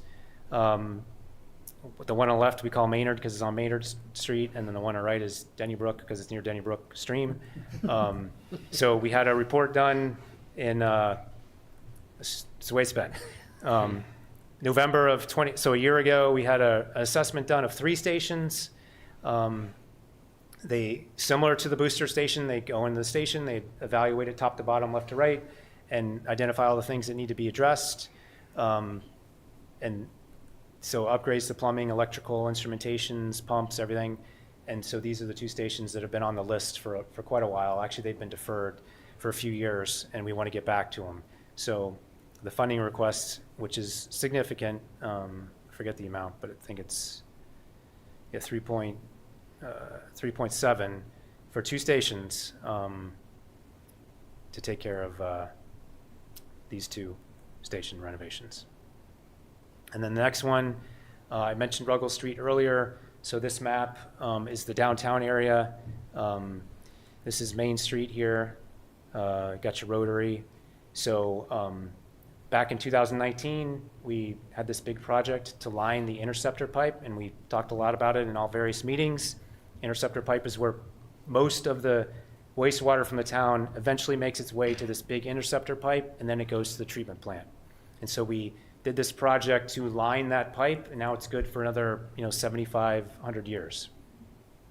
As part of that project, we expanded, and this blue area is all sewer line that's downtown that was able to be lined as well. And the focus is downtown because that's where our oldest pipe is. So most of this pipe down here is clay. Like if you think of the planted flower on your front porch, it's in a little clay pot, and you hit a hammer and it cracks. Like that's the kind of clay we're talking about that this wastewater is going through. So we focused here, and we took care of this stuff in blue. And this area here was intended to be part of that blue area. But as I mentioned earlier, there's some challenges with the pipe there along Ruggles Street. It's basically flat, and it's supposed to be sloped so the sewage flows out of there. So it causes problems. And so lining it was not a smart move because it doesn't solve the problem. So if you can't line something, you got to go back and take it out and put something new in. So this project is to go in and basically, and I'll show you some specific location, but this is really just to go in here and address this section of the sewer pipes downtown. These other areas in red are future areas. And they're future not because they're less important, but the older pipe is here, and this is kind of the next oldest pipe. And they're different type of pipe materials, and so that's how the decisions were made. It's a whole process. It takes quite a long time. We've been doing it all summer. If you live in this area, you were getting notices pretty routinely about interruptions to your sewer because we're going to camera it, we're going to clean the pipe, we're going to come back and camera it again. All these steps that have to happen in order to get the data. And this is an example of some of the data. So this is the inside of a pipe on Ruggles. You can see this is some cracks. You can see kind of the shape of the pipe is like this, and these are cracks here. This is a big hole. Well, not really a hole, but you can see it's not the way it's supposed to be, right? So this is examples of the pipe we want to fix. So this would be the extent of the project we're talking about. So basically replacing, sewer pipe all in here along where these blue lines are. So would you be repaving all those streets as well? Yes, as part of the project, or post project. So one thing, and this is the end. I don't have anything else to cover, but I do want to throw out one thing just for maybe not discussion. I know there's lots of people waiting to come up here, so I don't want to take too long. But I thought, so this is our plan. This is the money we just talked about, this 3.7. And then the Ruggles Street I just talked about, this 2 million. So that's about 5.7 million together. And then I mentioned on the pump stations that we had 3 that we looked at. We deferred 1 to the following year. That's another 2.5 million roughly. And we did that from our perspective because we can't take it all on at the same time. So we have to spread out our work. But my thinking is we could go borrow for this project, because these are all borrows, these 3 projects. We could borrow for this and borrow for that and borrow for this and do 3 separate borrows, and whatever that process is for, which I'm not super smart on, but there's a process for doing that, right? And every time you do that, that probably costs money. Just like every time we contract one of these things, it costs us money to bid it. So if we bid those things as 3 different projects, or even those 3 stations, if we do 2 stations this year and 1 next year, we pay twice. We pay to bid it this year for those 2, and then we pay again to bid it the following year. But what if we borrowed all that money together, which is a lot of money, but we borrowed all together, and let's just say we did these 3 stations all together. Instead of bumping it to FY27, we did, we borrowed all that money together, so whatever that is, 6 million, and we contracted once with a contractor to do all 3 stations. We only bid it once, so we only pay once. We only borrow once, so we only pay to borrow once.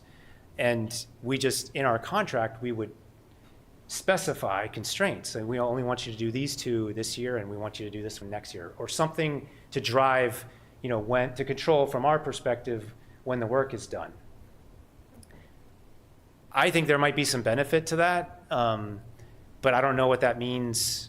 And there's still work to be done on our end in terms of the financing side, but from a capital committee and just kind of looking at things long term, maybe that's something that we should consider.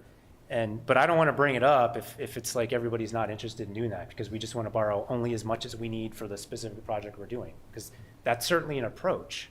But I just think it might be an approach to look bigger, and then we just draw down on that money. We wouldn't borrow 6 million on day 1. We'd borrow, 3 million or whatever the number is, and then go back and borrow. But we'd have the appropriation to do it. So if things change, conditions change, we could do it faster, or maybe something changed on our end where we could take on all 3, then we just get it all done, versus kind of hinging ourselves on town meeting and that timeline. So just a thought. So I was going to ask you the opposite actually question. If you could do 1 pump per year and not have 2 in 26, just have 1 26, 1 27, and 1 in 28. We could, but we've already deferred these stations, and there's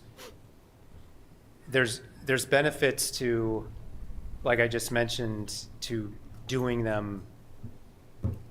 Like every time we every time we go out to contract, we pay an engineer to build us a bid package. And so maybe that cost benefit is worth it, but maybe it's not to pay 3 times for a project. Maybe we just do it 1 time. So the answer to your question is yes, we could spread it out. All options are on the table. Right. It's just how long do we want to wait and how much risk do we want to take in terms of the functionality of these stations? Because once we do it, it's another 12 or 18 months to actually do the project. So it's really 6 months from now, then another few months of contracting, and then another 12 to 15 months of construction. So we're really talking a couple years from now. So if we spread it out, the third one is really 5, 6, 7 years from now. Yeah, Chris, I just think, I actually like it. I'd like to get more information on kind of cost savings. I think the town meeting would want to see that too. So just understanding what the cost of going to borrow twice, it doesn't have to be exact, but rough numbers of what that would cost. But to me, it makes sense because, as you said, it's really one project. You've spaced it out to 2 years right now because you just can't handle doing 3 in 1 year. But it really is one project that's come out of the results of the studies, whatever. So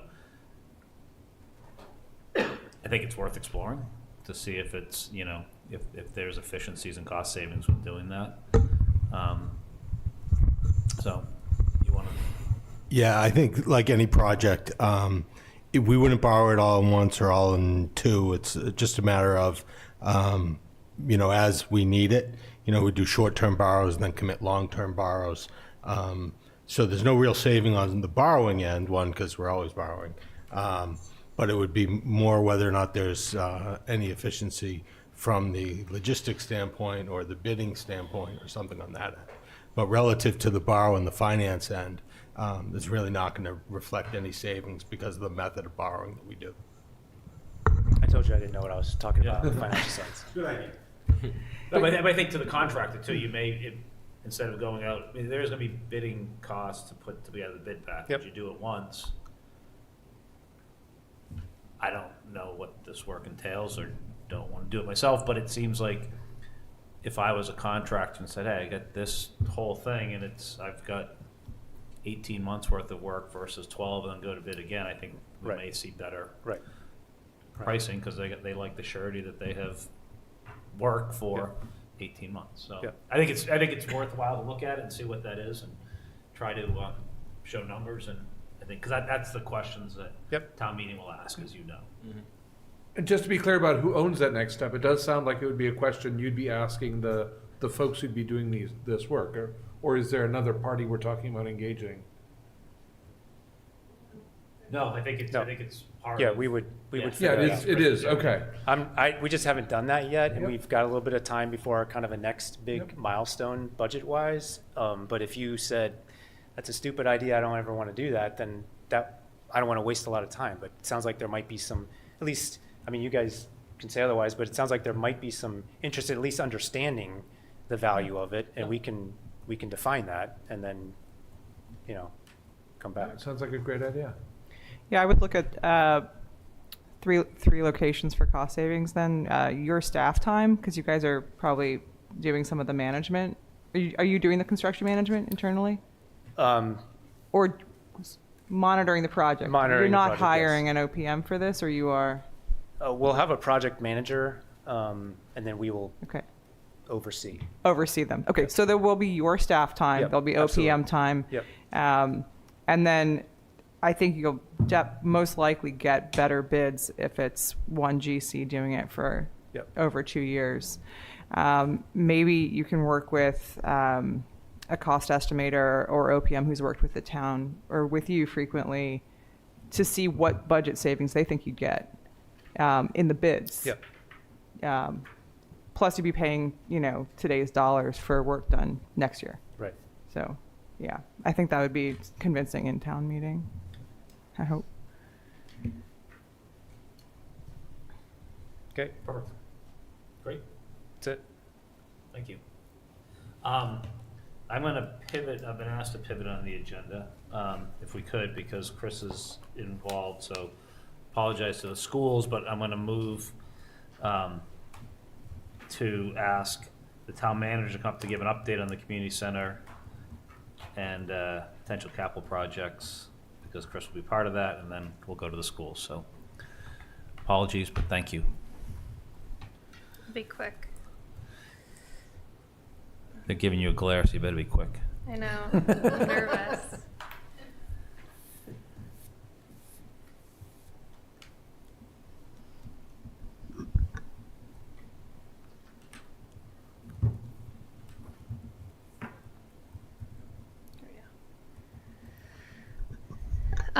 I don't have a specific request, which is why you don't have one in your packet. And that's because, as you all know, we've been working for several months on the fit-up of the community center. Initially, we had been looking at the fit-up of the entire building. As we were working through that project, we decided to change to a phasing model. And so for the last couple months, we've been working towards phase 1 of the community center, which would include just the front part of the lower level, which would be this, which would be really the senior center space. And more recently, the select boards had a conversation at their November 19th meeting, talking about whether or not we were interested in delaying the project, meaning that it would not be on the upcoming town meeting warrant, but rather would come on a future warrant. So some of the reasons for that and some things that were talked about was most specifically the library project and the timing of that project coming to the March town meeting. So the board did not take a vote, but I think generally agreed that they were interested in delaying the project. And at their meeting on December 3rd, they'll determine for how long. But the reason that I asked Kim if I could be on the agenda was because if we do delay the project, we do think that there's a couple things that we would want to consider moving forward with as sort of a separate piece of the project. So if you've been following along on the project, you know that there's 2 phases that are being proposed. So up here is phase 1. Like I said, that's the senior center, and then some other life safety measures, which would have been throughout the rest of the lower level. There's also discussion of the centralized elevator and connecting stair. All of that was slated to be part of phase 1. Also part of phase 1 was the rooftop HVAC unit replacement. One of the reasons that was part of phase 1 is because there is opportunity for a $500,000 Eversource rebate, so you can see that here. And so understanding that might be delayed, the entire phase 1, we're going to have conversations about whether or not we should move forward with the replacement of the rooftop units at this time, because it can be a standalone project, and we don't want to forfeit our ability to get that $500,000 rebate. So that is a project that you might see come before you. Unfortunately, the timing of it is off in terms of your process, but I think that we feel like this is important to bring forward if an $800,000 project could become essentially a $300,000 project. And that's something that we could do that wouldn't impact the future phasing of the project. It's not something that we would do and then you sort of have to rip it out or have any concerns about there being conflict. So that's something that we could do sort of as a standalone project.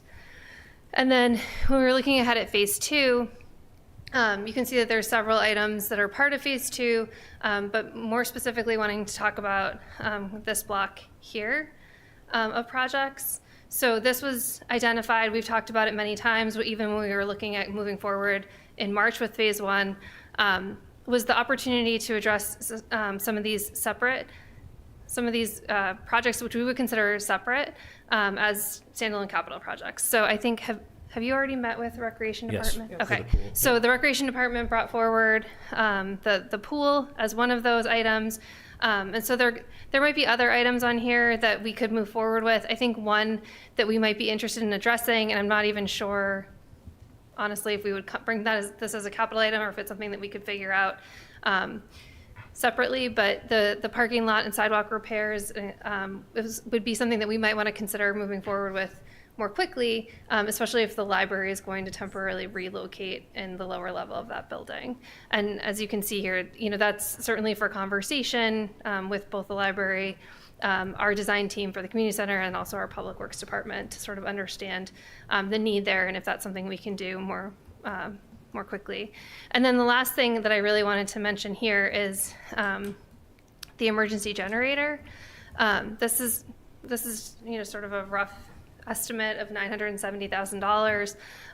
You may have heard that we have applied for a grant for that project, for the full $970,000. Right now, we're at the letter of interest phase, so we've submitted our letter of interest for the grant, and we're seeking feedback from them, and so sort of working through that to understand if that is a grant that would be available to us, that we would likely be awarded, but also understanding if that's something that we can move forward with prior to the phasing. And pointing that out, there's questions about whether or not we would continue to be eligible for this grant, because you can't be an emergency shelter without a kitchen, and since we wouldn't be building the kitchen, it's unclear as to what the grant requirements would be, in that we wouldn't be able to be an emergency shelter for a period of years. So, but those are sort of the three big projects I wanted to mention. Once the board has their discussion, if they're going to delay and what the timing of that is, there'll be some further conversation with facilities department under Chris's leadership, as well as recreation, to understand what we might bring forward. So that's really it. Happy to answer any questions, but definitely wanting to bring more detail after we have a little more clarity on timelines. One question: Can the entire project be done piecemeal like this, instead of two big phases? So some of these, I wouldn't say the entire project can be done piecemeal in terms of standalone. For example, a lot of the things that we would start to do are going to impact other portions of the building. So especially when you're talking about building systems, utilities, things like that. Then I think that becomes more complicated to try to make them standalone projects. But we have identified, this sort of central block here as standalone projects, which we were going to pursue as standalone projects anyway. So I don't think that delaying the project will stop us from doing that. And then really the big one, which was going to be part of the project, but potentially won't be, is that HVAC units, the rooftop units. I think phase one, definitely to get the senior center there, that was phase one. I think phase two has a little bit more, somewhat more flexibility, which is why to some of the capital projects and other things to time out. So. There was also a question, which we haven't gotten to, about the elevator and the connecting stair, and whether we were hoping to sort of bid that out as ad alternates so that we could make decisions about whether or not we wanted to include those. So not sort of standalone projects, but things that we were considering looking at as separate items, trying to decide what the value of those things are. Thank you. And just if folks don't know, so what came before the select board is, and why the timing, we were waiting to see what the bids that the library got for temporary, because part of the thing is what a temporary space for them while they're doing the rehab. If that gets voted at town meeting, they need to move everything out and do that. So when that came back in, it was roughly $700,000 for 12 to 18 months of temporary space. And we've gotten comments from residents, but also if you think about it from a town, we have this space right now that could be used. It's empty. So we just think it was prudent to work with the library, and there's work going on, there's tours, and so it's not definite, but it just seems to make sense for us to save money for taxpayers in the magnitude of, there'll be some cost to, relocate them over there, but it won't be anywhere close to $700,000, and they're not paying, most of that $700,000 is lease payments for that. So we just think it makes sense. But if we're doing that, that does delay what we want to do in that bottom section, because you don't want to have a library there and also be trying to do construction at the same time. Does So, and so we're trying to evaluate that whole piece, what the delay means, but we just think it's prudent in terms of, again, saving all of us as residents money. I imagine you're gonna get the question: can the library just be there permanently? Can the library move to the community center and just live there? That's outside of my pay grade, so. I think we have gotten, I mean, I know we Yes. have gotten that question, and without going sort of too deep into it, I think that we have to consider the current senior center as well. So both that building and our existing library need work to function the way that we would expect them to or want them to. And so you're sort of almost in the same position. This building, certainly the community center building, meets a lot of the needs that were identified in some of the master plan, the senior needs assessment, things like that for the senior center, which brings them downtown. But yes, I expect we'll hear that question many more times. Why I say this, I mean, the library trustees really have ownership of that versus the select board, because it falls under, I mean, we do because of the building, but they do from deciding what they do with the building they have right now. So it's we have heard some, but it's also then the library director of what she sees for what we're doing. I mean, to build what they would want for there, it'd be a construction project here too, and then we decide what we're doing with the building we have downtown too. Yep. So there's a lot of moving parts there, but Okay, thank you. thanks. Thank you. Okay, now the schools. Thank you for that. Before we change our minds. All right.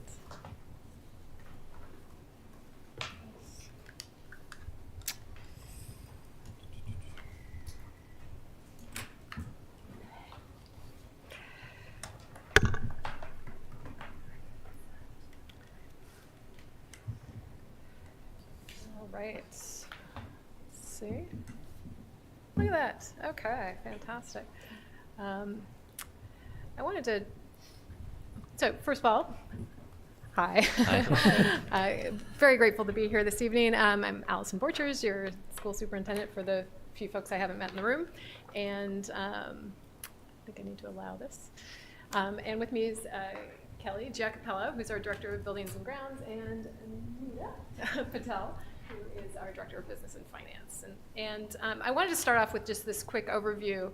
You know, we are kind of coming into this process very aware that the schools have been the beneficiary of a great deal of investment by the town over the past few years on the capital side, and that there are other needs where we've tried to really kind of look very, very carefully at the overall picture to see what we can what we can manage and what we can push out for a couple years.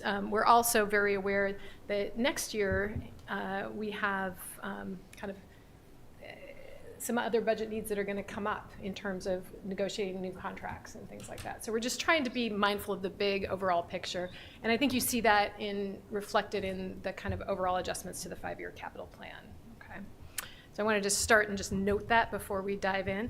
Kelly put together this presentation. I'm going to talk because I'm a speed talker and it's late, but she is here to back me up in case there are actual questions about things inside of buildings that do mechanical things about which I know almost nothing. So I want to give her credit where credit is due. So this is a presentation we made to the school committee a couple weeks back, end of October, I think, and really just sort of goes through and gives you a quick high-level view of some of the projects that we're looking to pursue. Okay, and most of those projects have been informed not only by our own staff, but by capital needs study that was done a while back. Yes. Yeah. Do we know about when? I'm trying to remember. Russo Bar. Russo Bar was 2014. September. Oh, okay. September of 23. September of 2023. Thank you. Okay. I'm going to go straight to it. So one of the first projects we have here has to do with the Gibbons Middle School gym floor. From our research, we believe that is the original gym floor from 1956. And one thing I do know about gym floors is the way you take care of them is you kind of buff them up and refinish them pretty much every year. Every year, and then every few years you have to sand it down to even out the surface and refinish again. We have gotten to the point where there is no margin for sanding left. So the wood is too thin, it would not sort of survive that process. And we're seeing gapping, like you can kind of see in the photo, as well as some splintering. So we've kind of taken this thing as far as it'll go. It is a building that's used not only by the schools, but by the town for other things as well. So we think it's a good investment. You can holler at me anytime and ask a question, at which point I will turn to Kelly. Furniture replacement. Now, there are kind of two ways to come at this. We can kind of do it bit by bit, but we have identified some pretty critical needs in a few areas. Armstrong School in particular has some outmoded furniture and also just furniture that doesn't fit the size of children. And so we're looking to do a kind of sweep replacement of some things that really just need to be replaced. And this, just to give you an estimate, $8,000 kind of completely outfits or updates a classroom. It's pretty self-explanatory. Kind of similar approach to district-wide flooring. This has some sort of more significant safety implications when it's in high traffic areas. So a couple of the places we know we need to look at are the cafeteria in Mill Pond, where we've replaced half but need to attend to the other half. The auditorium, carpet, those are super high traffic areas, and also areas where we really don't want anybody tripping and falling. We don't want food stuck in places where it should not be stuck. So these are updates that would really help us bring those areas up to snuff.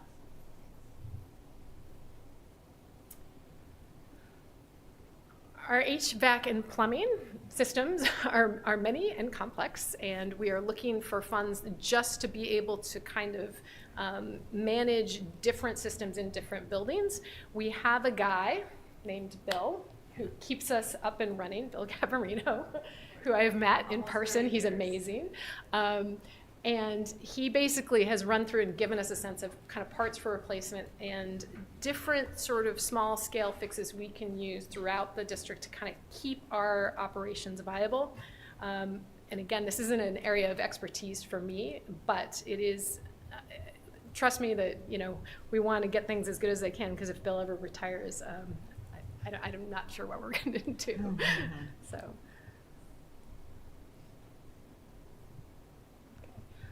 Our biggest ask, I think, on this list is for replacement of the Hastings School playground equipment. This is old equipment. It's from kind of late 80s, early 90s vintage.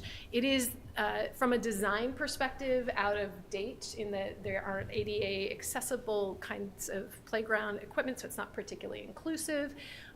There are types of things that they don't even put on things anymore because they're not super safe. We think it's really at the very, very end of its usable life. And if you look, Kelly very kindly got some more photos. There is some significant wear and tear on these structures. And some of the structures, as I said, where's that slidey thing? Like we don't do those slidey things anymore for a number of reasons. They just aren't used in playground design at this juncture because, you know, the little kids get stranded in the middle and they drop, or they come to the end and it yorks out their shoulders. So it's definitely it's a playground desperately in need of an upgrade, and we'd like to get to it before it becomes a significant safety concern. So, and last one is a little more nuts and bolts. Mill Pond School chiller. This is over 22 years old, right? Coming up on 25, actually, by the time we get to replacement. Typical lifespan is 15 to 20, I think. And this is going to help kind of get the chiller back up to snuff. There are already some signs that it is starting to go. We would be in the design part of the phase. If you notice, it's sort of two-part. We put design this year, and then the sort of engineering design happens this year, and then the actual installation in the next year. Is that right? Yes. Okay. And that's it. So. Great. Questions? I've seen it. So one of the things that we don't currently do that I think is something to consider is cost accounting for things like facilities that are used by other groups when they use them, like the school. Yes. And I'm thinking of the rec department and a lot of things like the gyms that are used. Yes. So when we talk about the wear and tear on the gym, we're not just talking about the kids who use it.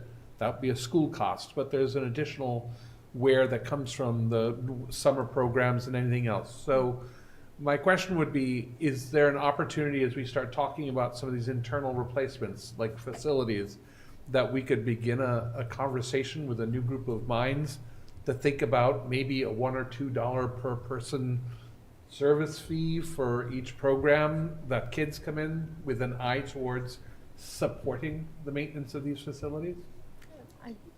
I think a question I guess I would have is, what sort of fees are families already paying for participation? Yep. And, I understand, but wanna be careful that's not money to- that goes yeah. directly to Yes. rec department. Right. So the question, an internal cost accounting thing would say, the school would Charge rec for. yeah, like internally charge rec. So Yeah. charge them might not be the right choice words, but it is definitely a cost transfer. And whether it's an additional cost burden, I don't know what the margins are for the rec department. That's not really part of what we talk about when I sit with the rec. But this to me is like a classic example of a facility that is used by multiple paying entities, and there's a chance to defray the cost so that maybe more of it can be dealt with potentially. So. I think I would sit down with the finance people and I'd be open to kind of talking and thinking it through. I do think with kind of all the municipal departments and school department under one sort of basic big roof when it comes to where the finances ultimately come from, I would just want to make sure we're actually, not just sort of moving the money around. Do you know what I Sure. mean? Okay. So I just had a couple questions because Sure. some of these, I guess 3 of them in particular are ones that I haven't seen before and have done this for a while. But so the furniture replacement, flooring replacement, the HVAC, plumbing, and I understand the need. But I think they've typically been covered under the maintenance area in the budget versus capital projects. It has been, but it's, sometimes it's very hard because you have, like at Gibbons last year, we had a pipe break near the boiler room, and that was $15,000 to $20,000 to have that one piece fixed. So that's like, it hits the budget quite quickly when things like that happen. Or we had to add additional backflow preventers. And again, that was probably, it was in 2 phases. One phase was about 50,000, the second was 30-something thousand. So, that's something we didn't budget for, but it had to be done, had to be taken care of. So, it's difficult to find the money, we're looking for, we have aging pipes, aging things happening, and a lot of it's, our schools are in great shape, but it's the pipes underneath that no one's seeing that start the failure. I think kind of the difference is sort of a matter of scale. If there are things that we see might be coming down the pike, being able to kind of shore that up before we have a major issue come up, I think could be helpful. Obviously, if it isn't, if we don't do that, we will sort of figure out, how to work within our regular maintenance budget. But then that just defers something else down the road. If we're spending $20,000 on a particularly bad plumbing issue, we can't do it. Our kind of regular routine maintenance, and so we just kind of keep kicking the can down the road. Okay. Yeah.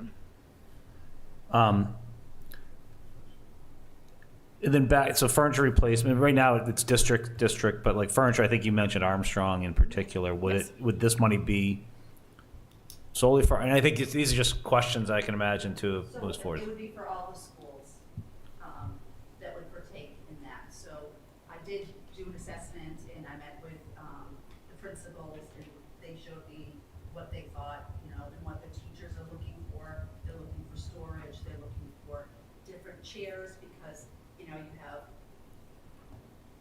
kids that are taller and shorter or smaller and bigger. And when I walked through, especially at Armstrong, there were quite a few kids in the different sizes, and they're wiggling in their chair and stuff. So that means to me they're not fully focused on what's happening because they're not comfortable. storage is always a big thing, and also teacher desks. Like, I don't think, in my 10 years here, I don't think we've bought too many teacher desks. It's very small amounts. A lot of them are very old, and we just, keep moving them around to different areas. But the teacher desks and chairs are a big piece too, especially for the high school and for the middle school. Great, thank you. Other questions? I wanted to ask about the chiller replacement. A lot of greenhouse gas limitation priorities are looking towards heat pump units, which could produce both heating and cooling. So with such a large capital investment, perhaps you could work with the engineering firm you hire to see if they could if you could purchase an almost similarly priced unit that does both, and then figure out how to roll that unit in. Yeah, interestingly, so I know the MSBA is about to release information to superintendents in the month of December, and they will open up a new program in the spring that focuses on heat pump replacement, actually, and particularly heat pump replacement with an eye to sort of green impact. And so we have those slides. Our school committee chair was at the conference that I was at, and I've taken a close look at those, given them to Kelly, and we are hoping to find out as much information as we can, because that also is a partial reimbursement program. If we are able to go down that road, there's both the kind of short-term reimbursement savings and then the longer-term impact of the better technology. That's great. Yeah. Yeah, I would just challenge your engineers. I mean, they like, a chiller or a heat pump unit. I mean, anyone would be able to sort of put that in the, think about that and figure out if it's possible. My other question was, it seems like your capital ask for this year, I know you said it was light because you'd been asking for a lot of money, but it does seem like FY 2028 is quite heavy. Right. And also that you're not doing any roof replacements this year, whereas the next coming years you have a lot of roof work going on, which seems like roof projects can be complicated or they can be easy. Some of them look a little more complicated. For example, the barrel roof replacement, the high school, what you're calling the rim repair. Well, I was actually going to say the rim repair, which is the fascia of the building, but that's going to have a very large visual impact. So I just wonder, I don't know if you've penciled your budget already, but it seems like some of the design efforts for some of these items might want to take a little longer and have more consideration and planning or design review, perhaps. So the design for both of those are in this fiscal year. Okay. So we're kind of midstream with that right now. And the thought was to kind of phase them out if they're appropriately phasable. And I do appreciate the kind of, we really wrestled a little bit with how to spread this out, what seems like a thoughtful approach. And because our operating budget is so large compared to the rest of town, we have to kind of balance that into the mix as well. So I think this was a kind of lighter touch this year and next year with an eye to really looking at our operating budget and taking time to sort of figure out if we can work with that as well. But we're mindful that people want the schools to work really well and do right by the kids, and we also want to try and do that in a way that feels responsible for the community at large. Yeah, I was going to follow up on the fascia thing. So I know we paid we approved $60,000 for the analysis and the planning for that, but the spend for the actual upgrade doesn't look like it's until 28. Are any of the costs or the designs that we do now going to need to be re-spent if we're going to do this 3 years later or 4 years after the fact? We don't think so. No, they feel very confident with what the process would be. A and B roof with the rim, because the rim is in that A and B area. So to get, you want the same contractor there at the same time, because we don't want to wreck the new roof by putting fascia on after the fact. So that's one piece, and then the other area of the roof is the C wing, which would be part of this too. So we'd be getting all the designs and roof designs. They'll be hold steady for a few years. And I think C, if I'm correct, C is a restoration versus a replacement, so similar to what Mill Pond, so doing it, you don't want to push that restoration out too long because then you can't restore it and then you do a roof replacement. So I think that is probably why that one's in 27, not 28. So I guess the 60,000 we're spending now is still good. applicable for what we plan on doing in 3. Okay. Yes. Thank you. I had one other question too. So the Hastings School playground, is that the full cost of it, or is there any discussions? Again, these are things I know that come up in town meeting, others that have a parents group doing a fundraiser or anything like that. Or so right now is this 600,000 would cover the full cost, but potentially there's a chance to lower that. I think that's our cost estimate for the full cost. This is a pre-approved designer. Yeah, so it's the Mass Higher Education Consortium has a 30B contract for this already, so we don't have to pay separate per design. It's all inclusive. That's 600,000. Okay. And these already, I think, we have 2 options, and they're still working with Julia, the principal at Hastings, as to what she really envisions for the kids. Okay. In terms of the long-term impact and potential kind of other funding sources, I know people over there are really excited about the idea, and I'm sure would be happy to pitch in what they can. I really think there may be other organizations in town as well we can kind of hit up. And the one thing we looked at, and I don't think is viable, there are some grant funds out there available for kind of the greening of playground spaces. The particulars of this project in this space, in this community, didn't seem like a great fit, and that does push the timeline way out because it's a long, slow process. So we probably won't be pursuing that, but we'll certainly ask around to see if we can get some. And this includes the new playground, but also the removal of existing. That's The old all one. in that Yes, cost. yeah. Okay. It actually would relocate. We're talking about kind of pushing the playground back, setting it a little bit further back, and it would unify both the kindergarten playground and the other playground into sort of one big, awesome, fun. Because right now it's on one side, and then they can't always. They have to have more supervision helpers out there because they can be on the green space or by the basketballs, or and it's a big area to cover and make sure everyone's being safe. Yeah. Great. So that $600,000 would include surface then too? Is it going to be is it like the spongy surface? So we're Because looking at that surface. There is some areas where they feel like we definitely need to have it in certain areas, and depending on where we fall budget-wise, we might have to do some wood chips and then phase 2 to do the rest. I'm just remembering Armstrong cost about $200,000 for that surface. It was Yes. a big chunk of the cost. Yep. So fully a third we may be talking here is just surface. Yeah. Depending on how much we can get done with that. Yeah. Yep. And he'll work with us with even phasing it if we need to. Thank you. Other questions? Schools? I mean, one great thing about the a playground project is it's modular. So we can, if we budget for something, we can kind of get done what we can get done, and we can kind of add in later too. So it's a nice type of project like that. Perfect. Fun projects. Yeah, this is a good one.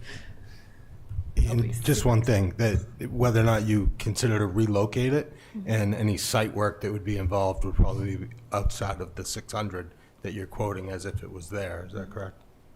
Yeah, I mean, it's not a major, it's sort of just pushing it back a ways. It's not a major relocation, I don't think. It's not, Armstrong had a lot of water issues, so that's Yeah, a lot. that's part of what I'm getting at. There's but anytime you go to disturb another area, you're going to face drainage issues on that site. So I've already spoke with a vendor, and meeting with him the next week or so. We're just getting some of the site plans together, so we can look at that a little closer. Okay, thank you. Thanks. Great. Great. Thank you. Great, thank you. So I think for us, that covers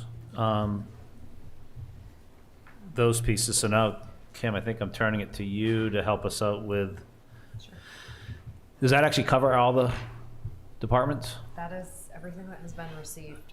That is everything that's been received for the 5-year plan. So yes, at this point, that's what we have. Okay. So the way this has played out in the past, after the committee has heard the presentations, I will email out a summary. Again, it narrows the focus to the projects for which funding is being requested in FY26.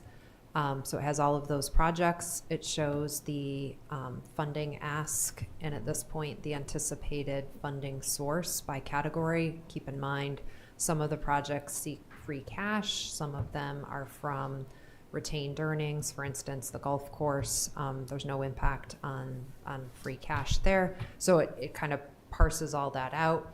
And then each of the categories that were on that rating sheet that was distributed for your first meeting, you just use that and go through and evaluate each of the projects.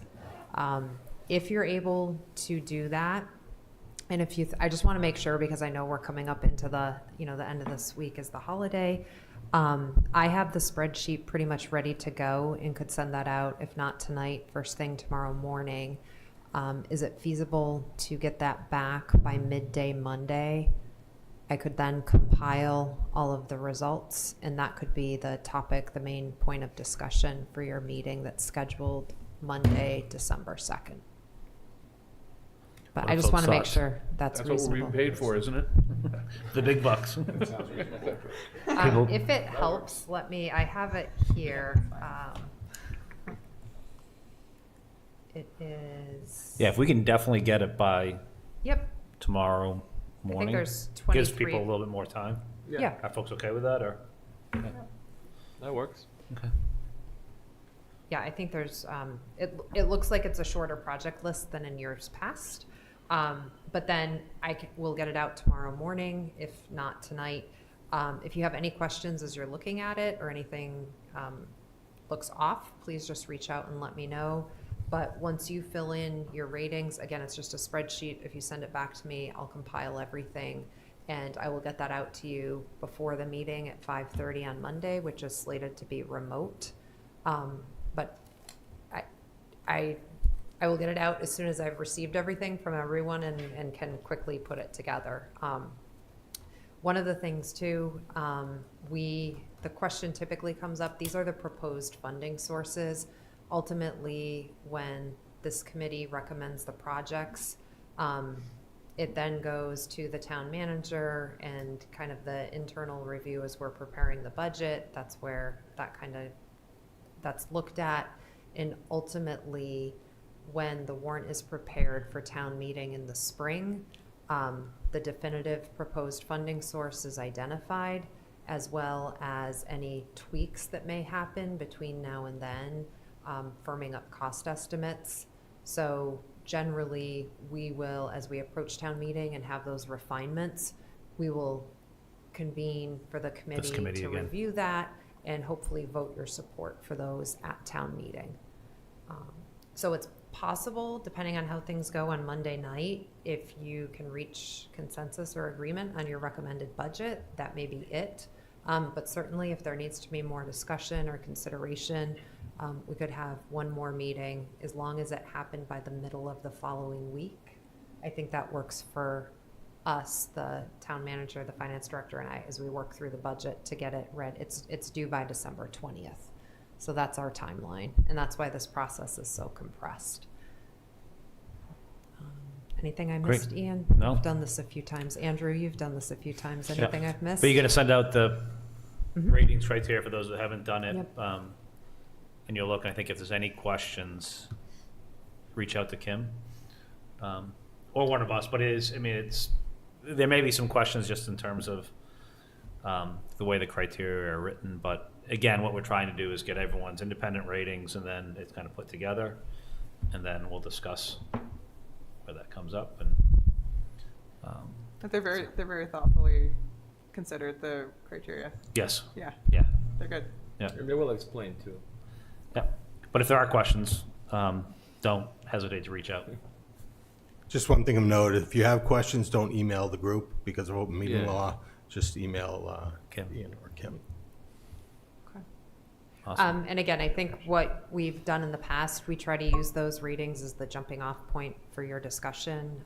I don't think, it's intended for you to then use that as a discussion tool. Correct. And I think what we will hopefully have by Monday night as well is a sense of potential, what we're looking for. Really, it's the free cash one that becomes, that's where sometimes the recommendations, if we have, I think we have right now about 2.2 million in requests for projects that would be funded by free cash. Typically, it's between 1.2 and 1.5 that we've looked to fund from free cash. So obviously, there's a delta there. And just being conscious that we do have less free cash than in past years. Our free cash was certified at just over 11 million compared to north of 13 in the past, 14. So it's something to consider just in terms of what we'll look at when we choose select funding sources, but also just be conscious of that. I'm sorry, Marie, did you have a question? I'm so sorry. What is the range for free cash? It's typically between 1.2 and 1.5, I think in recent years is what we funded. Right. But to John's point, free cash is a bit lower this year, so we may be looking for. Towards the lower end? Pardon? Yeah. How much do we have? You don't have a budget. Oh, we don't, okay. No. Sorry. It might make it easier if you did, I understand Okay. that, but it's really Okay. intended to be, it is tough because you're weighing, everybody who All came good here put a lot of time and effort, and I think they're all good projects, so I don't envy you, and I'm happy that I'm just sitting here Yeah. staffing the committee. No, but I mean, it's just really to think about as we go through it, and that's a discussion to have and balance things out, so. The question you had alluded to with the school department was seeing some of their items come up as capital expenditures is supposed to be part of their budgets. So that seems like a new request. Yeah, I think some of those things, again, I've done this for a while, haven't seen as capital requests before in terms of furniture replacement and whatever. So that's why I was asking more questions, just because it was new to me, so. That one made sense to me though on the plumbing, because they have a skilled staff person who knows the systems in the schools really well. And they're afraid he's going to retire, and they want to get all the hours out of him, putting in all these little valves that are very complicated and hard to identify by a newbie. And they've had some breakages recently. So to me, that was a good explanation why they're shifting this year. Institutional knowledge certainly has a big value to it. Yeah, and there is a lot of deferred maintenance, specifically in the unit ventilators that they mentioned that he would be repairing, and plumbing. So one of the things, I believe I included it early on in one of my emails, you have the guide that is given, that's distributed to the department heads, and it really identifies how the process works, including the idea that projects should be, it's a 5-year plan. You should be putting things in the out years, and as they move forward, we realize it's not always going to be that nice and neat and tidy, but the idea is if things get moved or shifted, there really should be a compelling reason. There should be a compelling reason that things appear in the plan for the first time in the funding year. So in this case, FY26, and we understand that does happen, but when you're weighing projects, that should probably be a consideration as well. Yeah, I would just compare it to the police cruisers, which if you looked at that chart of the number of miles on each cruiser, those are still running vehicles. Plenty of us drive cars that are 7 years old. And I'm not saying, that there's anything wrong with that ask, but I think that the ability to maintain thermal comfort for a classroom full of children who can't regulate the body temperature of themselves very well versus one, an inconvenienced police officer, with a vehicle down, or, for an extra hour or something like that. I mean, we're weighing one thing against So the I think other. that's what's helpful. Once you have the scores compiled, I think that's where this discussion Correct. people can express. But Yeah. I would caution, I think at this point, I think everybody should have a shot to submit their an individual ratings, and then we can Yeah. have this discussion next week. Cool. Anything else? Any tips for the rookie? Yeah. You're not a rookie. You're on finance committee. Come on. So just a reminder, I have it down in my calendar, and I just want to verify that will be 5:30 next Monday, December 2nd, and it'll be a remote meeting. Yes. Sounds good. And I'll have to get that posted tomorrow, so you'll have the Yes, you do, agenda. because of I do. Thank you. town hall close. Thank you. Great. I would, actually first, because I think I'm gonna ask for a motion to adjourn, but I just want to thank Westborough TV as always for filming us so people can watch. But is there a motion to adjourn? So moved. I second. And Moved and it does seconded. need to be roll call, so Barbara. if Okay. Barbara's So- still on. Yep, so we're gonna do a roll call vote, so last name and yes or no. Moscow, yes? Sorensen, yes. Dolan, yes. Bradley, yes. Barbara? Yes. Yep. And Johnson, yes. We are adjourned. Thank you. Thank you. Thank you, Happy everyone. Thanksgiving, everybody. Happy You too. Happy Thanksgiving.